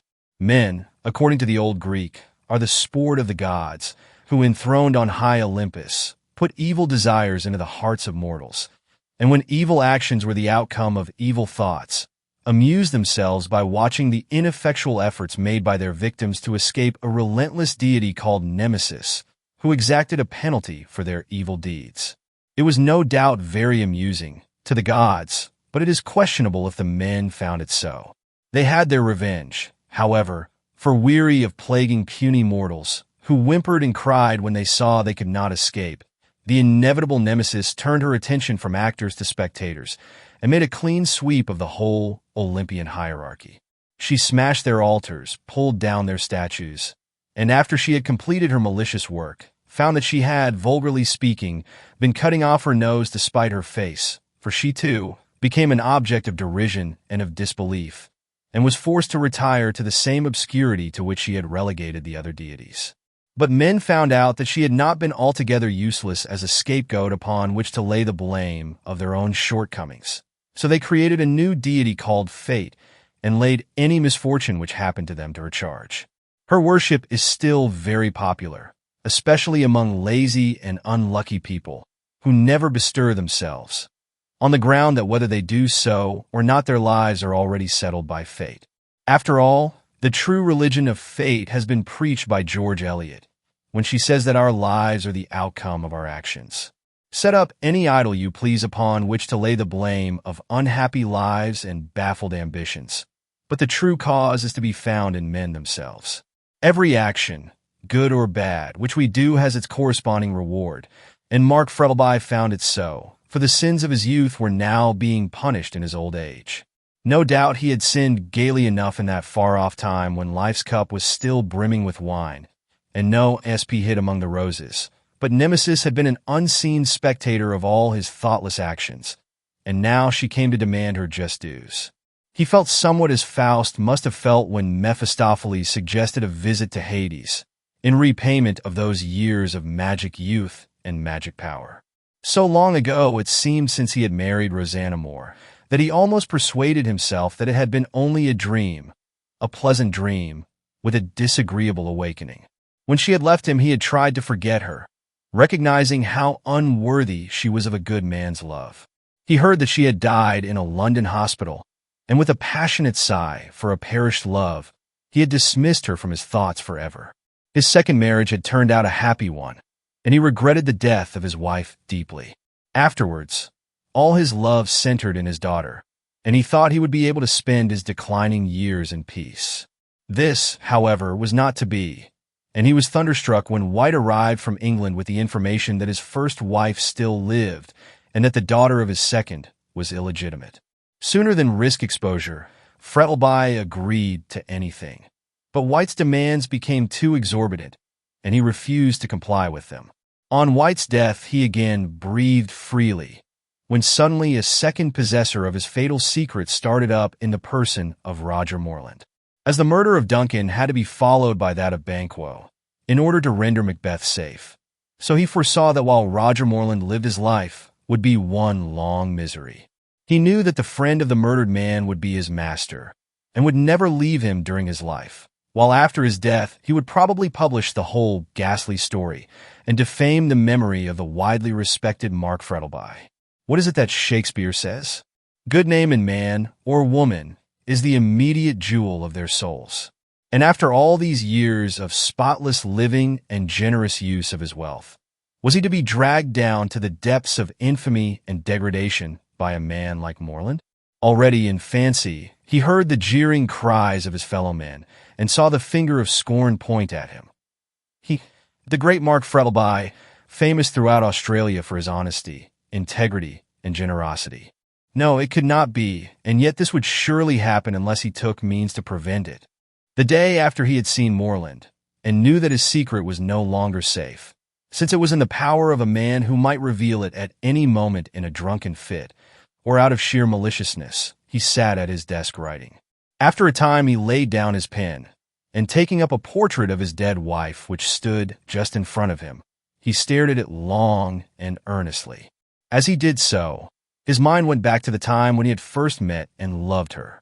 Even as Faust had entered into the purity and serenity of Gretchen's chamber, out of the coarseness and profligacy of Auerbach's cellar, so he, leaving behind him the wild life of his youth, had entered into the peace and quiet of a domestic home. The old feverish life with Rosanna Moore seemed to be as unsubstantial and chimerical as, no doubt, his union with Lilith after he met Eve seemed to Adam in the old rabbinical legend. There seemed to be only one way open to him, by which he could escape the relentless fate which dogged his steps. He would write a confession of everything from the time he had first met Rosanna, and then death. He would cut the Gordian knot of all his difficulties, and then his secret would be safe. Safe? No, it could not be while Morland lived. When he was dead, Morland would see Madge and embitter her life with the story of her father's sins. Yes, he must live to protect her and drag his weary chain of bitter remembrance through life, always with that terrible sword of Damocles hanging over him. But still, he would write out his confession, and after his death, whenever it may happen, it might help if not altogether to exculpate, at least to secure some pity for a man who had been hardly dealt with by fate. His resolution taken, he put it into force at once, and sat all day at his desk filling page after page with the history of his past life, which was so bitter to him. He started at first languidly, and as in the performance of an unpleasant but necessary duty. Soon, however, he became interested in it, and took a peculiar pleasure in putting down every minute circumstance which made the case stronger against himself. He dealt with it, not as a criminal, but as a prosecutor, and painted his conduct as much blacker than it really had been. Towards the end of the day, however, after reading over the earlier sheets, he experienced a revulsion of feeling, seeing how severe he had been on himself. So he wrote a defense of his conduct, showing that fate had been too strong for him. It was a weak argument to bring forward, but still he felt it was the only one that he could make. It was quite dark when he had finished, and while sitting in the twilight, looking dreamily at the sheets scattered all over his desk, he heard a knock at the door, and his daughter's voice asking if he was coming to dinner. All day long he had closed his door against everyone, but now his task being ended, he collected all the closely written sheets together, placed them in a drawer of his escritoire, which he locked, and then opened the door. "Dear Papa," cried Madge, as she entered rapidly, and threw her arms around his neck, "what have you been doing here all day by yourself?" "Writing," returned her father laconically, as he gently removed her arms. "Why, I thought you were ill," she answered, looking at him apprehensively. "No, dear," he replied quietly. "Not ill, but worried. I knew that dreadful man who came last night had told you something to worry you." "Who is he?" "Oh, a friend of mine," answered Frettleby with hesitation. "What? Roger Morland?" Her father started. "How do you know it was Roger Morland?" "Oh." Brian recognized him as he went out. Mark Frettleby hesitated for a few moments, and then busied himself with the papers on his desk, as he replied in a low voice. "You are right, it was Roger Morland. He is very hard up, and as he was a friend of poor White's, he asked me to assist him, which I did. He hated to hear himself telling such a deliberate falsehood, but there was no help for it. Madge must never know the truth so long as he could conceal it." "Just like you," said Madge, kissing him lightly with filial pride. "The best and kindest of men." He shivered slightly as he felt her caress, and thought how she would recoil from him, did she know all. "After all," says some cynical writer, "the illusions of youth are mostly due to the want of experience." Madge, ignorant in a great measure of the world, cherished her pleasant illusions, though many of them had been destroyed by the trials of the past year, and her father longed to keep her in this frame of mind. "Now go down to dinner, my dear," he said, leading her to the door. "I will follow soon." "Don't be long," replied his daughter, "or I shall come up again," and she ran down the stairs, her heart feeling strangely light. Her father looked after her until she vanished. Then, heaving a regretful sigh, returned to his study, and taking out the scattered papers, fastened them together and endorsed them. "My confession." He then placed them in an envelope, sealed it, and put it back in the desk. "If all that is in that packet were known," he said aloud as he left the room, "what would the world say?" That night, he was singularly brilliant at the dinner table. Generally a very reticent and grave man, on this night he laughed and talked so gaily that the very servants noticed the change. The fact was, he felt a sense of relief at having unburdened his mind, and felt as though by writing out that confession he had laid the specter which had haunted him for so long. His daughter was delighted at the change in his spirits, but the old Scotch nurse, who had been in the house since Madge was a baby, shook her head. "He's fey," she said gravely. "He's no lang for the world." Of course she was laughed at. People who believe in presentiments generally are, but nevertheless she held firmly to her opinion. Mr. Frettleby went to bed early that night. The excitement of the last few days and the feverish gaiety in which he had lately indulged proving too strong for him. No sooner had he laid his head on his pillow than he dropped off to sleep at once, and forgot in placid slumber the troubles and worries of his waking hours. It was only 9 o'clock, so Madge stayed by herself in the great drawing-room and read a new novel, which was then creating a sensation, called Sweet Violet Eyes. It belied its reputation, however, for it was very soon thrown on the table with a look of disgust, and rising from her seat, Madge walked up and down the room, and wished some good fairy would hint to Brian that he was wanted. If man is a gregarious animal, how much more, then, is a woman? This is not a conundrum, but a simple truth. A female Robinson Crusoe, says a writer who prided himself upon being a keen observer of human nature. A female Robinson Crusoe would have gone mad for want of something to talk to. This remark, though severe, nevertheless contains several grains of truth, for women, as a rule, talk more than men. They are more sociable, and a Miss Misanthrope, in spite of Justin McCarthy's, is unknown, at least in civilized communities. Miss Frettleby, being neither misanthropic nor dumb, began to long for someone to talk to, and, ringing the bell, ordered Sal to be sent in. The two girls had become great friends, and Madge, though by 2 years the younger, assumed the role of mentor, and under her guidance Sal was rapidly improving. It was a strange irony of fate which brought together these two children of the same father, each with such different histories. The one reared in luxury and affluence, never having known want. The other dragged up in the gutter, all unsexed and besmirched by the life she had led. The whirligig of time brings in its revenges, and it was the last thing in the world Mark Frettleby would have thought of seeing Rosanna Moore's child, whom he fancied dead, under the same roof as his daughter Madge. On receiving Madge's message, Sal came to the drawing-room, and the two were soon chatting amicably together. The room was almost in darkness, only one lamp being lighted. Mr. Frettleby very sensibly detested gas, with its glaring light, and had nothing but lamps in his drawing room. At the end of the apartment, where Sal and Madge were seated, there was a small table. On it stood a large lamp with an opaque globe, which, having a shade over it, threw a soft and subdued circle of light round the table, leaving the rest of the room in a kind of semi-darkness. Near this sat Madge and Sal, talking gaily, and away on the left-hand side they could see the door open and a warm flood of light pouring in from the hall. They had been talking together for some time, when Sal's quick ear caught a footfall on the soft carpet, and, turning rapidly, she saw a tall figure advancing down the room. Madge saw it too, and started up in surprise on recognizing her father. He was clothed in his dressing gown, and carried some papers in his hand. "Why, Papa," said Madge in surprise. "Hush," whispered Sal, grasping her arms. "He's asleep," and so he was. In accordance with the dictates of the excited brain, the weary body had risen from the bed and wandered about the house. The two girls, drawing back into the shadow, watched him with bated breath as he came slowly down the room. In a few moments he was within the circle of light, and, moving noiselessly along, he laid the papers he carried on the table. They were in a large blue envelope, much worn, with writing in red ink on it. Sal recognized it at once as the one she had seen in the possession of the dead woman, and with an instinctive feeling that there was something wrong, she tried to draw Madge back, as she watched her father's action with an intensity of feeling which held her spellbound.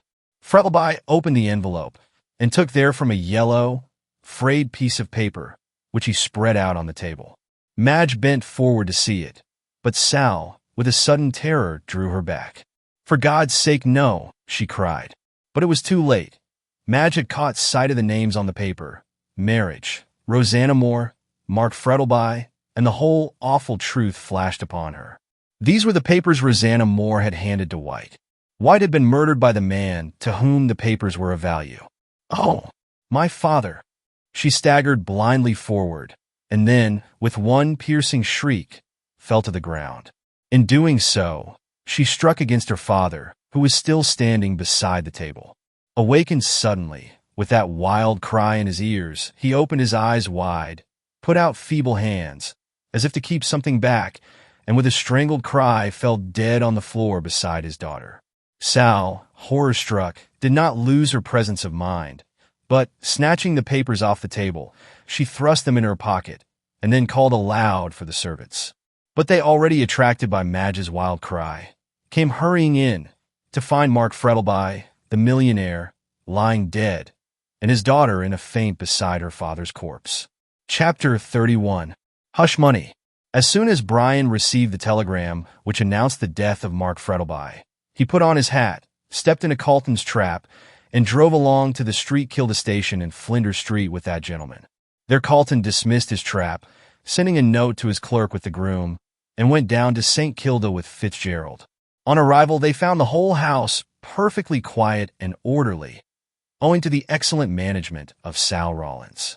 She had taken the command in everything, and although the servants, knowing her antecedents, were disposed to resent her doing so, yet such were her administrative powers and strong will that they obeyed her implicitly.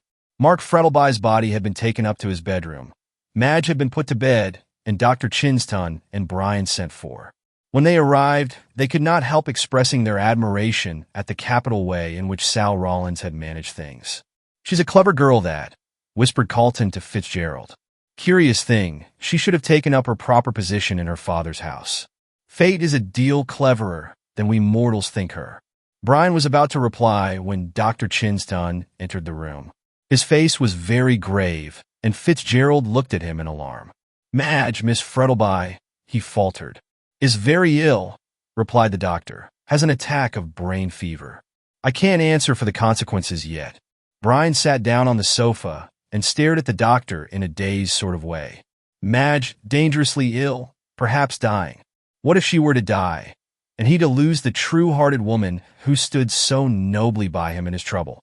"Cheer up," said Chinston, patting him on the shoulder. "While there's life, there's hope, and whatever human aid can do to save her will be done." Brian grasped the doctor's hand in silence, his heart being too full to speak. "How did Frelby die?" asked Carlton. "Heart disease," said Chinston. "His heart was very much affected, as I discovered a week or so ago. It appears he was walking in his sleep, and entering the drawing room, he alarmed Miss Frettleby, who screamed and must have touched him. He awoke suddenly, and the natural consequences followed. He dropped down dead." "What alarmed Miss Frettleby?" asked Brian in a low voice, covering his face with his hand. "The sight of her father walking in his sleep, I suppose," said Chinston, buttoning his glove, "and the shock of his death, which took place indirectly through her, accounts for the brain fever. Madge Frettleby is not the woman to scream and waken a somnambulist," said Carlton, decidedly, knowing as she did the danger. "There must be some other reason. This young woman will tell you all about it," said Chinston, nodding towards Sal, who entered the room at this moment. "She was present, and since then has managed things admirably. And now I must go," he said, shaking hands with Carlton and Fitzgerald. "Keep up your heart, my boy. I'll pull her through yet." After the doctor had gone, Carlton turned sharply to Sal Rawlins, who stood waiting to be addressed. "Well," he said briskly, "can you tell us what startled Miss Frettleby?" "I can, sir," she answered quietly. "I was in the drawing room when Mr. Frettleby died. But we had better go up to the study." "Why?" asked Carlton in surprise, as he and Fitzgerald followed her upstairs. "Because, sir," she said, when they had entered the study and she had locked the door, "I don't want anyone but yourselves to know what I tell you." "More mystery," muttered Carlton, as he glanced at Brian and took his seat at the escritoire. "Mr. Frettleby went to bed early last night," said Sal calmly, "and Miss Madge and I were talking together in the drawing room, when he entered, walking in his sleep and carrying some papers." Both Carlton and Fitzgerald started, and the latter grew pale. He came down the room and spread out a paper on the table where the lamp was. Miss Madge bent forward to see what it was. I tried to stop her, but it was too late. She gave a scream and fell on the floor. In doing so, she happened to touch her father. He awoke and fell down dead. "And the papers?" asked Carlton, uneasily. Sal did not answer, but producing them from her pocket, laid them in his hands. Brian bent forward as Carlton opened the envelope in silence, but both gave vent to an exclamation of horror at seeing the certificate of marriage which they knew Rosanna Moore had given to White. Their worst suspicions were confirmed, and Brian turned away his head, afraid to meet the barrister's eye. The latter folded up the papers thoughtfully and put them in his pocket. "You know what these are?" he asked Sal, eyeing her keenly. "I could hardly help knowing," she answered. "It proves that Rosanna Moore was Mr. Frettleby's wife, and—" she hesitated. "Go on," said Brian, in a harsh tone, looking up, "and there were the papers she gave Mr. White." "Well," Sal was silent for a moment, and then looked up with a flush. "You needn't think I'm going to split," she said indignantly, recurring to her Burke Street slang in the excitement of the moment. "I know what you know, but I'll be as silent as the grave." "Thank you," said Brian, fervently, taking her hand. "I know you love her too well to betray this terrible secret." "I would be a nice I would," said Sal, with a scorn, "after her lifting me out of the gutter, to round on her a poor girl like me, without a friend or a relative, now Grand's dead." Carlton looked up quickly. It was plain Sal was quite ignorant that Rosanna Moore was her mother. So much the better. They would keep her in ignorance, perhaps not altogether, but it would be folly to undeceive her at present. "I'm going to Miss Madge now," she said, going to the door, "and I won't see you again. She's getting lightheaded, and might let it out, but I'll not let anyone in but myself." And so saying, she left the room. "Cast thy bread upon the waters," said Carlton oracularly. "The kindness of Miss Frettleby to that poor waif is already bearing fruit. Gratitude is the rarest of qualities, rarer even than modesty." Fitzgerald made no answer, but stared out of the window and thought of his darling lying sick unto death, and he able to do nothing to save her. "Well," said Carlton sharply. "Oh, I beg your pardon," said Fitzgerald, turning in confusion. "I suppose the will must be read and all that sort of thing." "Yes," answered the barrister. "I am one of the executors." "And the others?" "Yourself and Chinston," answered Carlton. "So I suppose," turning to the desk. "We can look at his papers and see that all is straight." "Yes, I suppose so," replied Brian mechanically, his thoughts far away, and then he turned again to the window. Suddenly Carlton gave vent to an exclamation of surprise, and turning hastily, Brian saw him holding a thick roll of papers in his hand, which he had taken out of the drawer. "Look here, Fitzgerald," he said, greatly excited. "Here is Frettleby's confession. Look." And he held it up. Brian sprang forward in astonishment. So at last the Hansom Cab mystery was to be cleared up. These sheets, no doubt, contained the whole narration of the crime and how it was committed. "We will read it, of course," he said, hesitating, half hoping that Carlton would propose to destroy it at once. "Yes," answered Carlton. "The 3 executors must read it, and then we will burn it." "That will be the better way," answered Brian gloomily. "Frettleby is dead, and the law can do nothing in the matter, so it would be best to avoid the scandal of publicity." "But why tell Chinston?"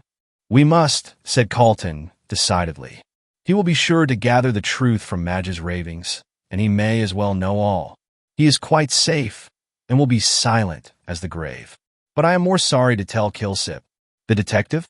"Good God, Carlton, surely you will not do so." "I must," replied the barrister quietly.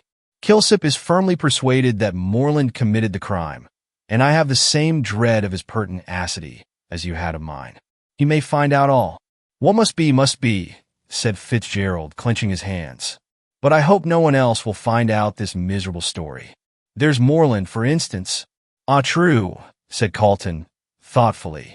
"He called and saw Frettleby the other night, you say?" "Yes." "I wonder what for." "There is only one answer," said the barrister slowly. "He must have seen Frettleby following White when he left the hotel, and wanted hush money." "I wonder if he got it," observed Fitzgerald. "Oh, I'll soon find that out," answered Carlton, opening the drawer again and taking out the dead man's checkbook. "Let me see what checks have been drawn lately." Most of the blocks were filled up for small amounts, and 1 or 2 for 100 or so. Carlton could find no large sum such as Moreland would have demanded, when at the very end of the book he found a check torn off, leaving the block slip quite blank. "There you are," he said, triumphantly holding out the book to Fitzgerald. He wasn't such a fool as to write in the amount on the block, but tore the check out and wrote in the sum required. "And what's to be done about it?" "Let him keep it, of course," answered Carlton, shrugging his shoulders. "It's the only way to secure his silence." "I expect he cashed it yesterday, and is off by this time," said Brian, after a moment's pause. "So much the better for us," said Carlton grimly. "But I don't think he's off, or Kilsip would have let me know. We must tell him, or he'll get everything out of Moreland, and the consequences will be that all Melbourne will know the story, whereas by showing him the confession, we get him to leave Moreland alone, and thus secure silence in both cases." "I suppose we must see Chinston?" "Yes, of course.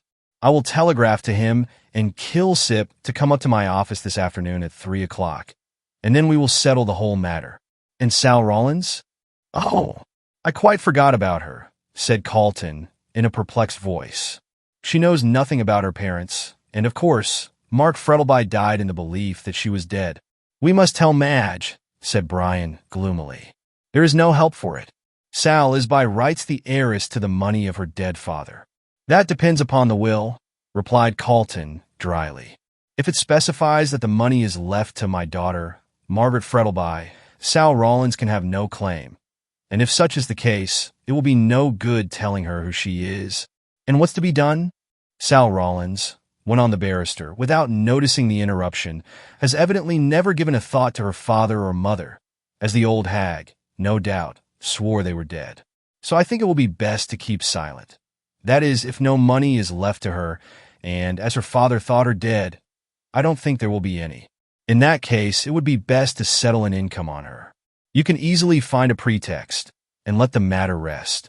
But suppose, in accordance with the wording of the will, she is entitled to all the money?"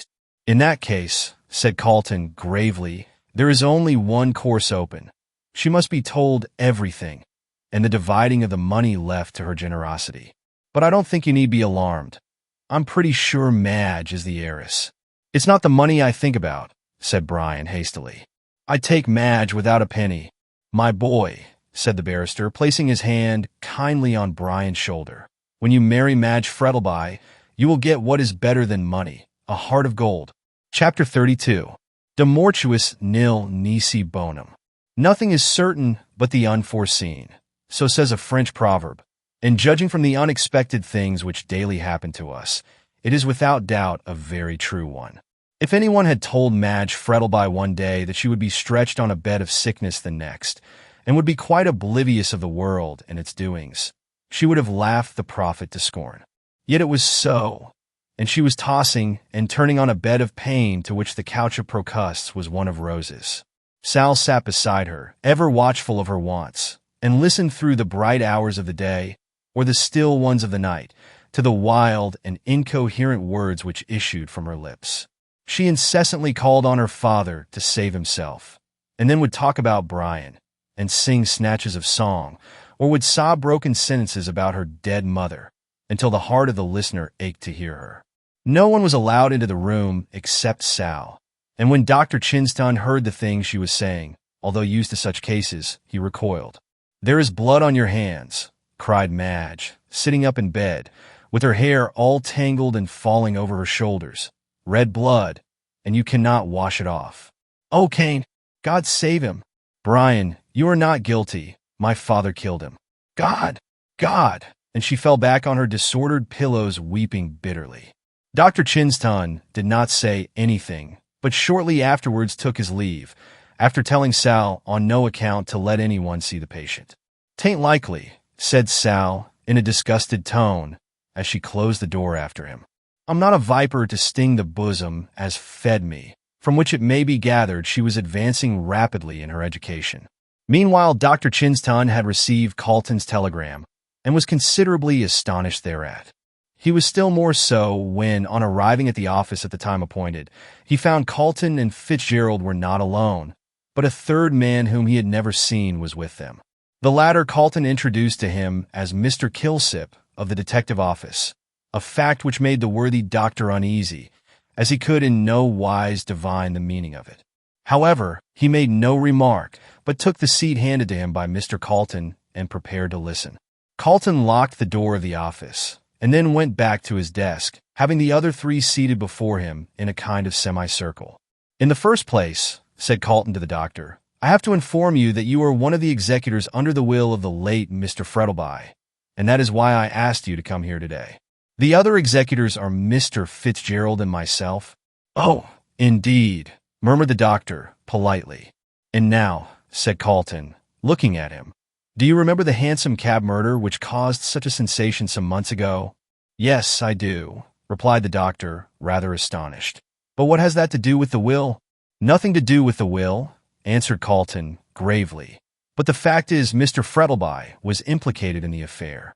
Dr. Chinston glanced inquiringly at Brian, but that gentleman shook his head. "It has nothing to do with my arrest," he said sadly. Madge's words, uttered in her delirium, flashed across the doctor's memory. "What do you mean?" he gasped, pushing back his chair. "How is he implicated?"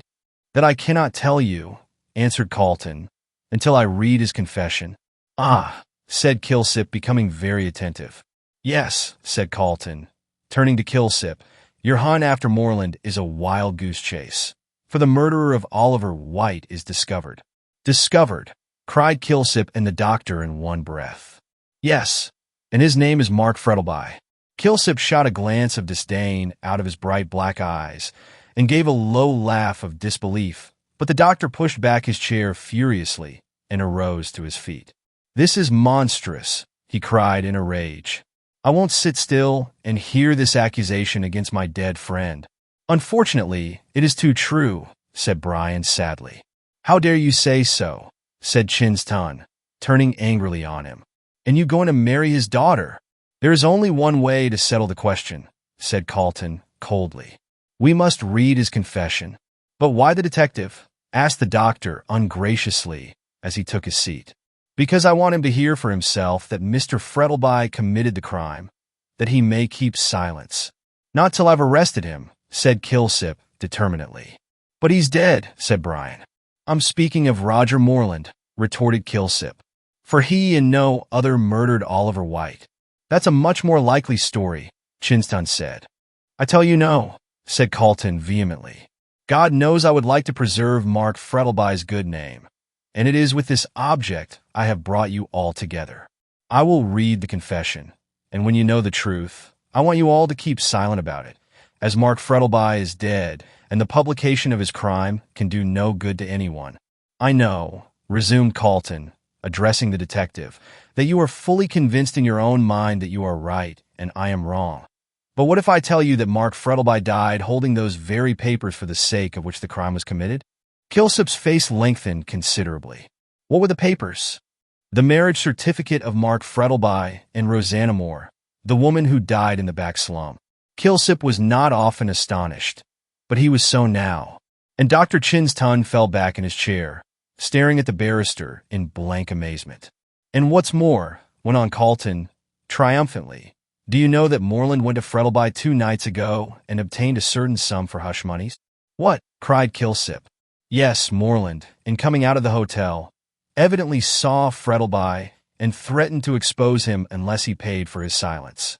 Very strange, murmured Kilsip to himself with a disappointed look on his face. But why did Moreland keep still so long? I cannot tell you, replied Carlton, but no doubt the confession will explain all.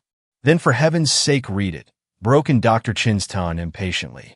I'm quite in the dark, and all your talk is Greek to me. One moment, said Kilsip, dragging a bundle from under his chair and untying it. If you are right, what about this? And he held up a light coat, very much soiled and weather-worn. Whose is that? Asked Carlton, startled. Not White's? Yes, White's, repeated Kilsip with great satisfaction. I found it in the Fitzroy Gardens, near the gate that opens to George Street, East Melbourne. It was up in a fir tree. Then Mr. Frettleby must have got out at Powlett Street and walked down George Street and then through the Fitzroy Gardens into town, said Carlton. Kilsip took no heed of the remark, but took a small bottle out of the pocket of the coat and held it up. I also found this, he said. Chloroform, cried everyone, guessing at once that it was the missing bottle. Exactly, said Kilsip, replacing it. This was the bottle which contained the poison used by call him the murderer. The name of the chemist being on the label, I went to him and found out who bought it. Now, who do you think with a look of triumph? Frettleby, said Carlton decidedly. No, Moreland, burst out Chinston, greatly excited. Neither, retorted the detective calmly. The man who purchased this was Oliver White himself. Himself?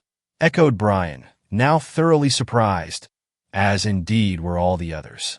Yes, I had no trouble in finding out that, thanks to the Poisons Act, as I knew no one would be so foolish as to carry chloroform about in his pocket for any length of time, I mentioned the day of the murder as the probable date it was bought.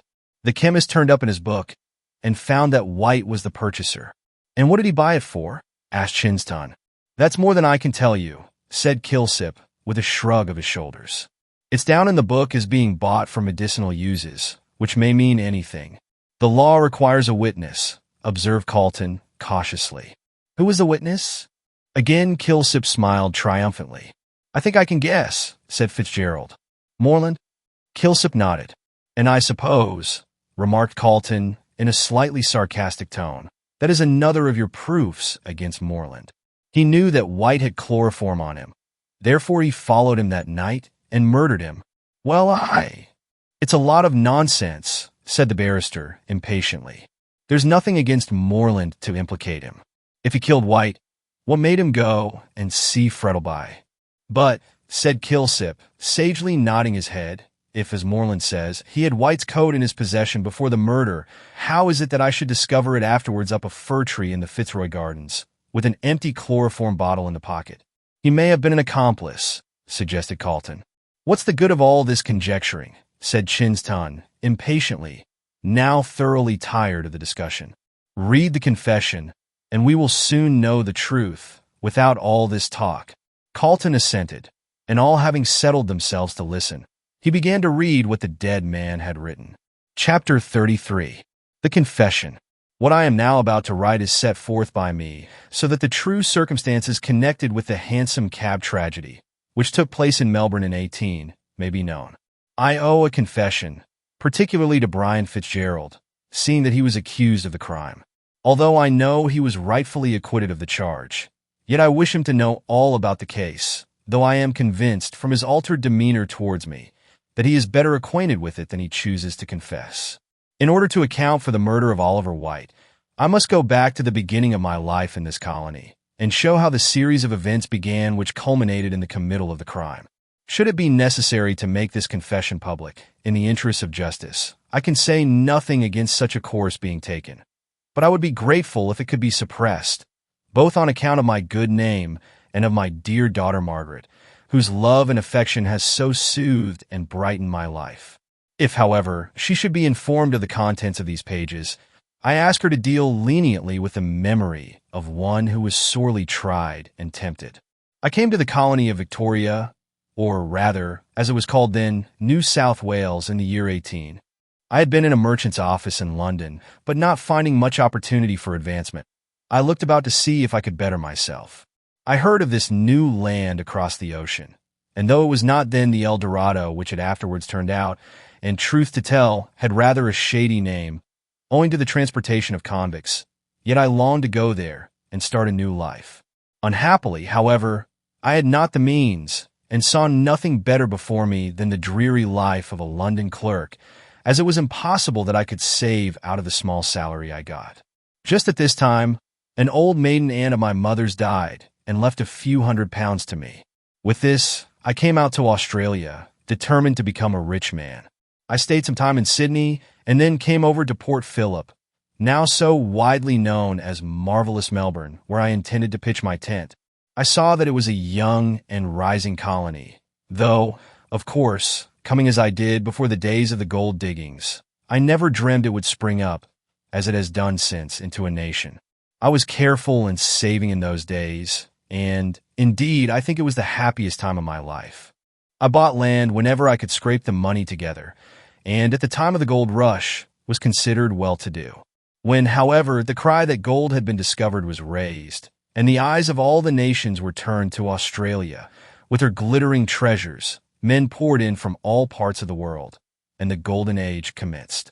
I began to grow rich rapidly, and was soon pointed out as the wealthiest man in the colonies.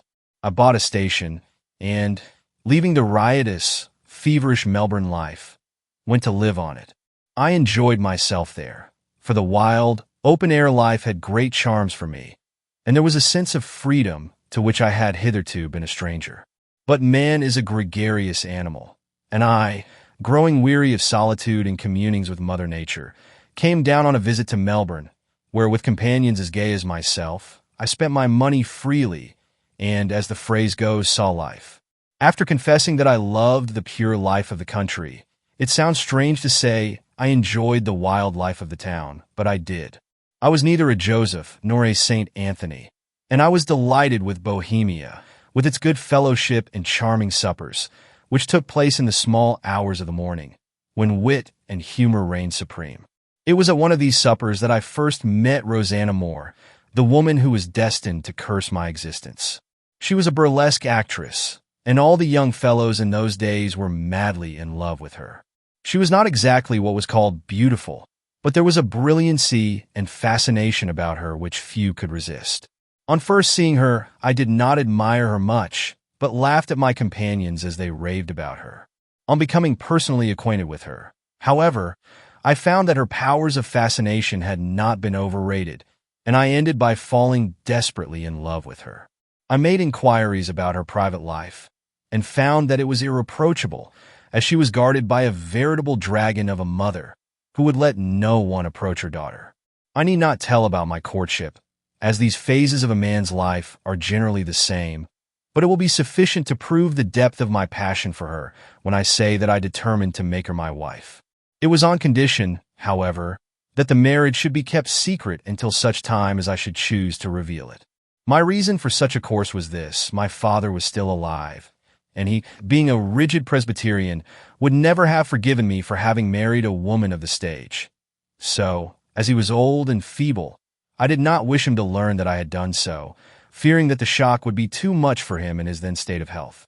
I told Rosanna I would marry her, but wanted her to leave her mother, who was a perfect fury, and not an agreeable person to live with. As I was rich, young, and not bad-looking, Rosanna consented, and during an engagement she had in Sydney, I went over there and married her. She never told her mother she had married me. Why? I do not know, as I laid no restriction on her doing so. The mother made a great noise over the matter, but I gave Rosanna a large sum of money for her, and this the old harridan accepted and left for New Zealand. Rosanna went with me to my station, where we lived as man and wife, though in Melbourne she was supposed to be my mistress. At last, feeling degraded in my own eyes at the way in which I was supposed to be living, I wanted to reveal our secret, but this Rosanna would not consent to. I was astonished at this, and could never discover the reason, but in many ways Rosanna was an enigma to me. She then grew weary of the quiet country life, and longed to return to the glitter and glare of the footlights. This I refused to let her do, and from that moment she took a dislike to me. A child was born, and for a time she was engrossed with it, but soon wearied of the new plaything, and again pressed me to allow her to return to the stage. I again refused, and we became estranged from one another. I grew gloomy and irritable, and was accustomed to take long rides by myself, frequently being away for days. There was a great friend of mine who owned the next station, a fine, handsome young fellow called Frank Kelly, with a gay, sunny disposition and a wonderful flow of humor. When he found I was so much away, thinking Rosanna was only my mistress, he began to console her, and succeeded so well that one day, on my return from a ride, I found she had fled with him, and had taken the child with her. She left a letter saying that she had never really cared for me, but had married me for my money. She would keep our marriage secret, and was going to return to the stage. I followed my false friend and false wife down to Melbourne, but arrived too late, as they had just left for England. Disgusted with the manner in which I had been treated, I plunged into a whirl of dissipation, trying to drown the memory of my married life. My friends, of course, thought that my loss amounted to no more than that of a mistress, and I soon began myself to doubt that I had ever been married, so far away and visionary did my life of the previous year seem. I continued my fast life for about 6 months, when suddenly I was arrested upon the brink of destruction by an angel. I say this advisedly, for if ever there was an angel upon earth, it was she who afterwards became my wife. She was the daughter of a doctor, and it was her influence which drew me back from the dreary path of profligacy and dissipation which I was then leading. I paid her great attention, and we were, in fact, looked upon as good as engaged, but I knew that I was still linked to that accursed woman, and could not ask her to be my wife. At this second crisis of my life, fate again intervened, for I received a letter from England, which informed me that Rosanna Moore had been run over in the streets of London, and had died in an hospital. The writer was a young doctor who had attended her, and I wrote home to him, begging him to send out a certificate of her death, so that I might be sure she was no more. He did so, and also enclosed an account of the accident, which had appeared in a newspaper. Then, indeed, I felt that I was free, and closing, as I thought, forever the darkest page of my life's history, I began to look forward to the future. I married again, and my domestic life was a singularly happy one. As the colony grew greater, with every year I became even more wealthy than I had been, and was looked up to and respected by my fellow citizens. When my dear daughter Margaret was born, I felt that my cup of happiness was full, but suddenly I received a disagreeable reminder of the past. Rosanna's mother made her appearance one day, a disreputable-looking creature, smelling of gin, in whom I could not recognize the respectably dressed woman who used to accompany Rosanna to the theater. She had spent long ago all the money I had given her, and had sank lower and lower, until she now lived in a slum off Little Burke Street. I made inquiries after the child, and she told me it was dead. Rosanna had not taken it to England with her, but had left it in her mother's charge, and, no doubt, neglect and want of proper nourishment was the cause of its death. There now seemed to be no link to bind me to the past with the exception of the old hag, who knew nothing about the marriage. I did not attempt to undeceive her, but agreed to allow her enough to live on if she promised never to trouble me again, and to keep quiet about everything which had reference to my connection with her daughter. She promised readily enough, and went back to her squalid dwelling in the slums, where, for all I know, She still lives, as money has been paid to her regularly every month by my solicitors. I heard nothing more about the matter, and now felt quite satisfied that I had heard the last of Rosanna. As years rolled on, things prospered with me, and so fortunate was I in all speculations that my luck became proverbial. Then, alas, when all things seemed to smile upon me, my wife died, and the world has never seemed the same to me since. But I had my dear daughter to console me, and in her love and affection I became reconciled to the loss of my wife. A young Irish gentleman called Brian Fitzgerald came out to Australia, and I soon saw that my daughter was in love with him, and that he reciprocated that affection, whereat I was glad, as I have always esteemed him highly. I looked forward to their marriage, when suddenly a series of events occurred, which must be fresh in the memory of those who read these pages. Mr. Oliver White, a gentleman from London, called on me and startled me with the news that my first wife, Rosanna Moore, was still living, and that the story of her death had been an ingenious fabrication in order to deceive me. She had met with an accident, as stated in the newspaper, and had been taken to an hospital, where she recovered. The young doctor, who had sent me the certificate of her death, had fallen in love with her, and wanted to marry her, and had told me that she was dead in order that her past life might be obliterated. The doctor, however, died before the marriage, and Rosanna did not trouble herself about undeceiving me. She was then acting on the burlesque stage under the name of Musette, and seemed to have gained an unenviable notoriety by her extravagance and infamy. White met her in London, and she became his mistress. He seemed to have had a wonderful influence over her, for she told him all her past life, and about her marriage with me. Her popularity being on the wane in London, as she was now growing old and had to make way for younger actresses, White proposed that they should proceed to the colonies and extort money from me, and he had come to me for that purpose. The villain told me all this in the coolest manner, and I, knowing he held the secret of my life, was unable to resent it. I refused to see Rosanna, but told White I would agree to his terms, which were first a large sum of money was to be paid to Rosanna, and, secondly, that he should marry my daughter. I, at first, absolutely declined to sanction the latter proposal, but as he threatened to publish the story, and that meant the proclamation to the world of my daughter's illegitimacy, I at last agreed, and he began to pay his addresses to Madge. She, however, refused to marry him, and told me she was engaged to Fitzgerald. So, after a severe struggle with myself, I told White that I would not allow him to marry Madge, but would give him whatever sum he liked to name. On the night he was murdered, he came to see me, and showed me the certificate of marriage between myself and Rosanna Moore. He refused to take a sum of money, and said that unless I consented to his marriage with Madge, he would publish the whole affair. I implored him to give me time to think, so he said he would give me 2 days, but no more, and left the house, taking the marriage certificate with him. I was in despair, and saw that the only way to save myself was to obtain possession of the marriage certificate and deny everything. With this idea in my mind, I followed him up to town and saw him meet Moreland and drink with him. They went into the hotel in Russell Street, and when White came out at 12:30, he was quite intoxicated. I saw him go along to the Scotch church near the Burke and Wills monument and cling to the lamppost at the corner. I thought I would then be able to get the certificate from him, as he was so drunk when I saw a gentleman in a light coat, I did not know it was Fitzgerald, come up to him and hail a cab for him. I saw there was nothing more to be done at that time. So, in despair, went home and waited for the next day, in fear lest he should carry out his determination. Nothing, however, turned up, and I was beginning to think that White had abandoned his purpose, when I heard that he had been murdered in the Hansom Cab.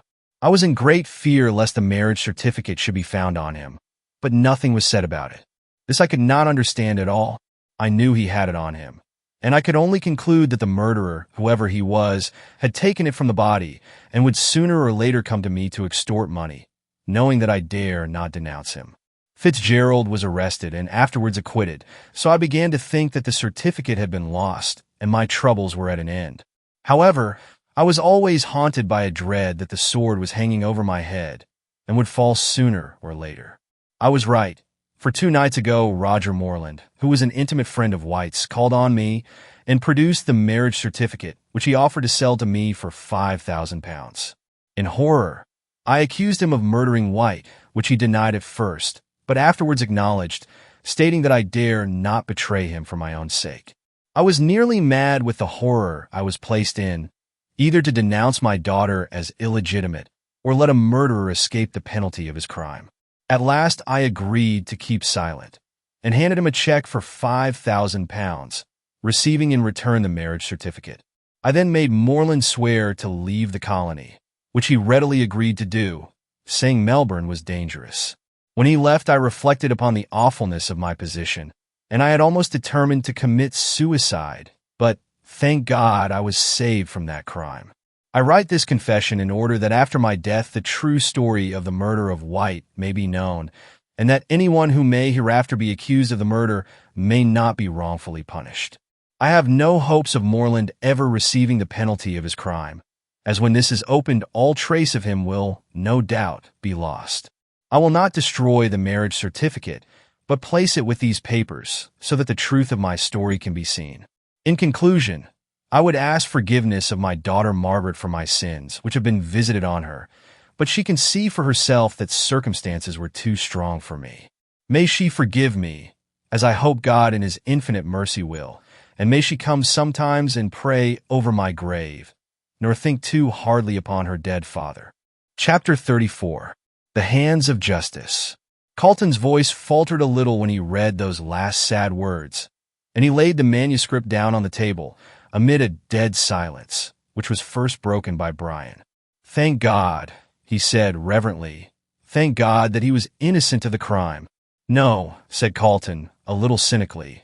"The riddle which has perplexed us so long is read, and the Sphinx is silent forevermore." "I knew he was incapable of such a thing," cried Chinston, whom emotion had hitherto kept silent. Meanwhile Kilsip listened to these eulogistic remarks on the dead man, and purred to himself, in a satisfied sort of way, like a cat who has caught a mouse. "You see, sir," he said, addressing the barrister, "I was right after all." "Yes," answered Carlton, frankly, "I acknowledge my defeat, but now—" "I'm going to arrest Moreland right off," said Kilsip. There was a silence for a few moments, and then Carlton spoke again. "I suppose it must be so, poor girl, poor girl. I'm very sorry for the young lady myself," said the detective in his soft, low voice. "But you see I cannot let a dangerous criminal escape for a mere matter of sentiment." "Of course not," said Fitzgerald, sharply. "Moreland must be arrested right off." "But he will confess everything," said Carlton, angrily, "and then everyone will know about this first marriage." "Let them," retorted Brian bitterly. "As soon as she is well enough we will marry at once, and leave Australia forever." "But—" "I know her better than you do," said the young man, doggedly, "and I know she would like an end made of this whole miserable business at once. Arrest the murderer, and let him suffer for his crime." "Well, I suppose it must be so," said Chinston with a sigh, "but it seems very hard that this slur should be cast upon Miss Frettleby." Brian turned a little pale. "The sins of the father are generally visited upon the children by the world," he said bitterly. "But after the first pain is over, in new lands among new faces, she will forget the bitter past." "Now that it is settled Moreland is to be arrested," said Carlton. "How is it to be done? Is he still in Melbourne?" "Rather," said Kilsip in a satisfied tone. "I've had my eye on him for the last 2 months, and someone is watching him for me now. Trust me, he can't move 2 steps without my knowing it." "Ah, indeed," said Carlton quickly. "Then do you know if he has been to the bank and cashed the check for $5,000, which Frettleby gave him?" "Well, now," observed Kilsip, after a pause, "do you know you rather startled me when you told me he had received a check for that amount." "Why?" "It's such a large one," replied the detective, "and had I known what sum he had paid into his account, I should have been suspicious." "Then he has been to the bank?" "To his own bank, yes. He went there yesterday afternoon at 2 o'clock. That is the day after he got it. So it would be sent round to Mr. Frettleby's bank, and would not be returned till next day. And as he died in the meanwhile, I expect it hasn't been honored. So Mr. Moreland won't have his money yet." "I wonder what he'll do," said Chinston. "Go to the manager and kick up a row," said Kilsip coolly, "and the manager will no doubt tell him he'd better see the executors." But my good friend, the manager doesn't know who the executors are, broke in Carlton impatiently. You forget the will has yet to be read. Then he'll tell him to go to the late Mr. Frettleby's solicitors. I suppose he knows who they are, retorted Kilsip. Thinton and Tarbit, said Carlton, musingly, but it's questionable if Moreland would go to them. Why shouldn't he, sir? Said Kilsip quickly. He does not know anything about this, laying his hand on the confession. And as the check is genuine enough, he won't let £5,000 go without a struggle. I'll tell you what, observed Carlton, after a few moments of reflection. I'll go across the way and telephone to Thinton and Tarbit. And when he calls on them, they can send him up to me. A very good idea, said Kilsip, rubbing his hands. And then I can arrest him. But the warrant? Interposed Brian, as Carlton rose and put on his hat. Is here, said the detective, producing it. By Jove, you must have been pretty certain of his guilt, remarked Chinston dryly. Of course I was, retorted Kilsip in a satisfied tone of voice. When I told the magistrate where I found the coat, and reminded him of Moreland's acknowledgment at the trial, that he had it in his possession before the murder, I soon got him to see the necessity of having Moreland arrested. 4:30, said Carlton, pausing for a moment at the door and looking at his watch. I'm afraid it's rather late to catch Moreland today. However, I'll see what Thinton and Tarbit know, and he went out. The rest sat waiting his return and chatted about the curious end of the Hansom Cab mystery, when, in about 10 minutes, Carlton rushed in hurriedly and closed the door after him quickly. Fate is playing into our hands, he said, as soon as he recovered his breath. Moreland called on Thinton and Tarbit, as Kilsip surmised, and as neither of them was in, he said he would call again before 5 o'clock. I told the clerk to bring him up to me at once, so he may be here at any moment. That is, if he's fool enough to come, observed Chinston. Oh, he'll come, said the detective, confidently, rattling a pair of handcuffs together. He is so satisfied that he has made things safe that he'll walk right into the trap. It was getting a little dusk, and the four men were greatly excited, though they concealed it under an assumed nonchalance. What a situation for a drama, said Brian. Only, said Chinston quietly, it is as realistic as in the old days of the Colosseum, where the actor who played Orpheus was torn to pieces by bears at the end of the play. His last appearance on any stage, I suppose, said Carlton a little cruelly. It must be confessed. Meanwhile, Kilsip remained seated in his chair, humming an operatic air and chinking the handcuffs together, by way of accompaniment. He felt intensely pleased with himself, the more so, as he saw that by this capture he would be ranked far above Gorby. And what would Gorby say? Gorby, who had laughed at all his ideas as foolish, and who had been quite wrong from the first. If only— Hush, said Carlton, holding up his finger, as steps were heard echoing on the flags outside. Here he is, I believe. Kilsip arose from his chair, and, stealing softly to the window, looked cautiously out. Then he turned round to those inside, and, nodding his head, slipped the handcuffs into his pocket. Just as he did so, there was a knock at the door, and in response to Carlton's invitation to enter, Thinton and Tarbit's clerk came in with Roger Moreland.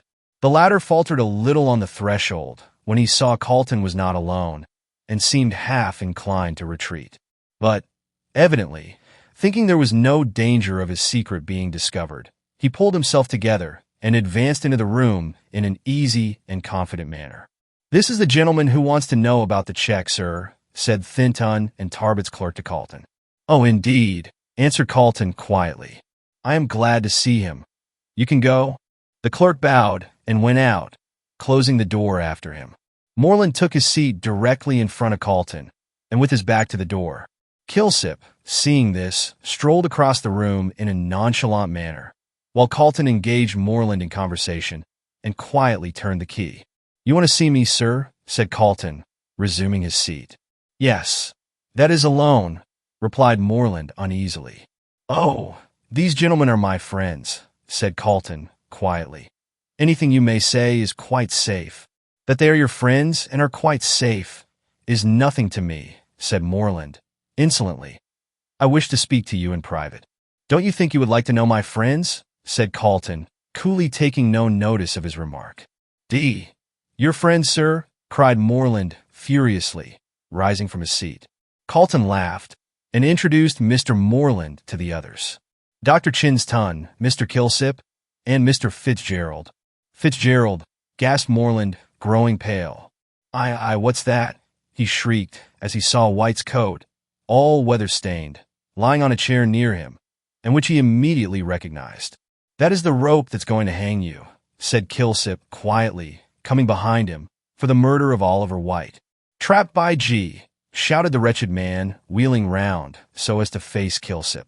He sprang at the detective's throat, and they both rolled together on the floor, but the latter was too strong for him, and after a sharp struggle, he succeeded in getting the handcuffs on Moreland's wrists. The others stood around perfectly quiet, knowing that Kilsip required no assistance.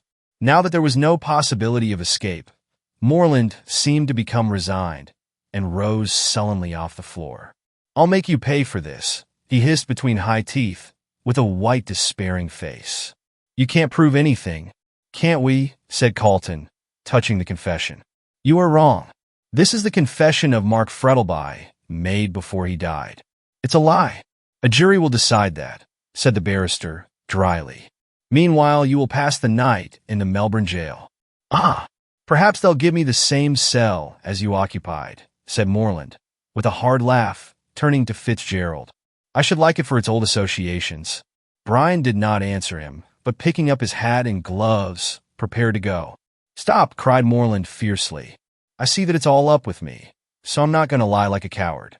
I played for a big stake and lost, but if I hadn't been such a fool I'd have cashed the check the next morning and been far away by this time." "It certainly would have been wiser," said Carlton.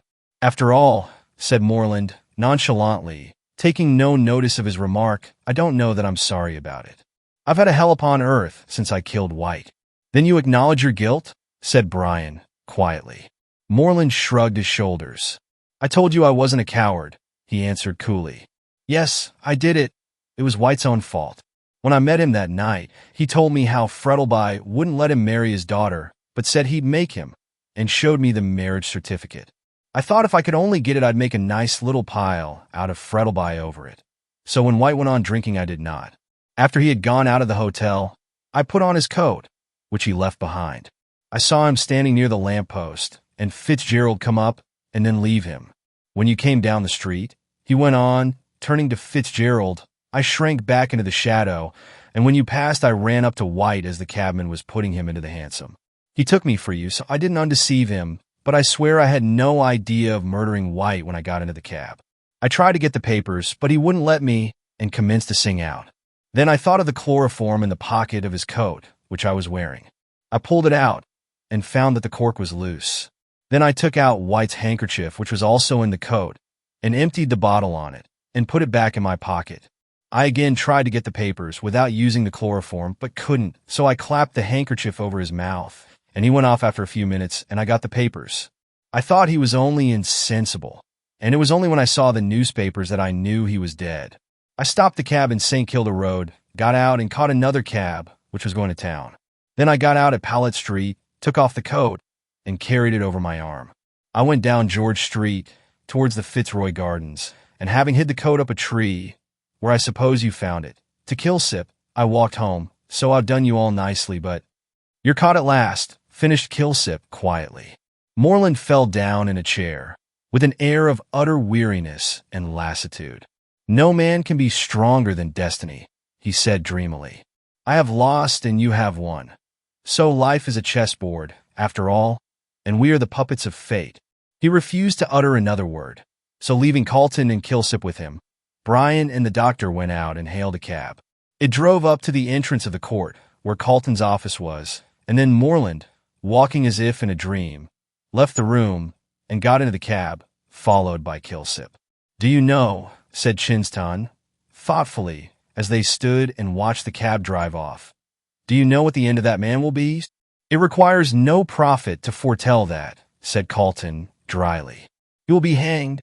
"No, he won't," retorted the doctor. "He will commit suicide." Chapter 35. The Love That Lives.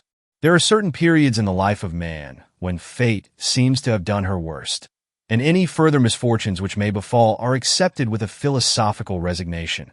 begotten by the very severity of previous trials. Fitzgerald was in this state of mind. He was calm, but it was the calmness of despair. The misfortunes of the past year seemed to have come to a climax, and he looked forward to the publication of the whole bitter story with an indifference that surprised himself. His own name, and that of Madge and her dead father, would be on every tongue, yet he felt perfectly callous to whatever might be said on the subject. So long as Madge recovered, and they could go away to another part of the world, leaving Australia with its bitter memories behind, he did not care. Moreland would suffer the bitter penalty of his crime, and then nothing more would ever be heard of the matter. It would be better for the whole story to be told, and transitory pain endured, than to go on striving to hide the infamy and shame which might be discovered at any moment. Already the news was all over Melbourne that the murderer of Oliver White had been captured, and that his confession would bring to light certain startling facts concerning the late Mark Frettleby. Brian well knew that the world winked its secret vices so long as there was an attempt at concealment, though it was cruelly severe on those which were brought to light, and that many whose lives might be secretly far more culpable than poor Mark Frettleby's would be the first to slander the dead man. The public curiosity, however, was destined never to be gratified, for the next day it was known that Roger Moreland had hanged himself in his cell during the night, and had left no confession behind him. When Brian heard this, he breathed a heartfelt prayer of thanks for his deliverance, and went to see Carlton, whom he found at his chambers, in deep conversation with Chinston and Kilsip. They all came to the conclusion that as Moreland was now dead, nothing could be gained by publishing the confession of Mark Frettleby, so agreed to burn it, and when Fitzgerald saw in the heap of blackened paper in the fireplace all that remained of the bitter story, he felt a weight lifted off his heart. The barrister, Chinston, and Kilsip all promised to keep silent, and they kept the promise nobly, for nothing was ever known of the circumstances which led to the death of Oliver White, and it was generally supposed that it must have been caused by some quarrel between the dead man and his friend Roger Moreland. Fitzgerald, however, did not forget the good service that Kilsip had done him, and gave him a sum of money which made him independent for life, though he still followed his old profession of a detective from sheer love of excitement, and was always looked upon with admiration as the man who had solved the mystery of the famous Hansom Cab murder. Brian, after several consultations with Carlton, at last came to the conclusion that it would be useless to reveal to Sal Rawlins the fact that she was Mark Frettleby's daughter, as by the will the money was clearly left to Madge, and such a revelation could bring her no pecuniary benefit, while her bringing up unfitted her for the position. So a yearly income, more than sufficient for her wants, was settled upon her, and she was allowed to remain in ignorance of her parentage. The influence of Sal Rawlins' old life, however, was very strong on her, and she devoted herself to the task of saving her fallen sisters. Knowing as she did all the intricacies of the slums, she was enabled to do an immense amount of good, and many an unhappy woman was saved from the squalor and hardship of a gutter life by the kind hand of Sal Rawlins. Felix Ralston became a member of Parliament, where his speeches, if not very deep, were at least amusing. And while in the House he always behaved like a gentleman, which could not be said of all his parliamentary colleagues. Madge slowly recovered from her illness, and as she had been explicitly named in the will as heiress to Mark Frettleby's great wealth, she placed the management of her estates in the hands of Mr. Carlton, who with Thinton and Tarbet acted as her agents in Australia. On her recovery, she learned the story of her father's early marriage, but both Carlton and Fitzgerald were silent about the fact of Sal Rawlins being her half-sister, as such a relation could do no good and would only create a scandal, as no explanation could be given except the true one. Shortly afterwards, Madge married Fitzgerald, and both of them only too gladly left Australia, with all its sorrows and bitter memories. Standing with her husband on the deck of one of the P&O steamers, as it plowed the blue waters of Hobson's Bay into foam, they both watched Melbourne gradually fade from their view, under the glow of the sunset. They could see the two great domes of the exhibition, and the law courts, and also Government House, with its tall tower rising from the midst of the green trees. In the background was a bright crimson sky, barred with masses of black clouds, and over all the great city hung a cloud of smoke like a pall. The flaring red light of the sinking sun glared angrily on the heavy waters, and the steamer seemed to be making its way through a sea of blood. Madge, clinging to her husband's arm, felt her eyes fill with tears as she saw the land of her birth receding slowly. "Goodbye," she murmured softly. "Goodbye forever." "You do not regret?" he said, bending his head. "Regret, no," she answered, looking at him with loving eyes. "With you by my side, I fear nothing. Surely our hearts have been tried in the furnace of affliction, and our love has been chastened and purified. We are sure of nothing in this world," replied Brian, with a sigh. "But after all the sorrow and grief of the past, let us hope that the future will be peace." Peace! A white-winged seagull rose suddenly from the crimson waters and circled rapidly in the air above them. "A happy omen," she said, looking up fondly to the grave face of her husband. "For your life and for mine." He bent down and kissed her.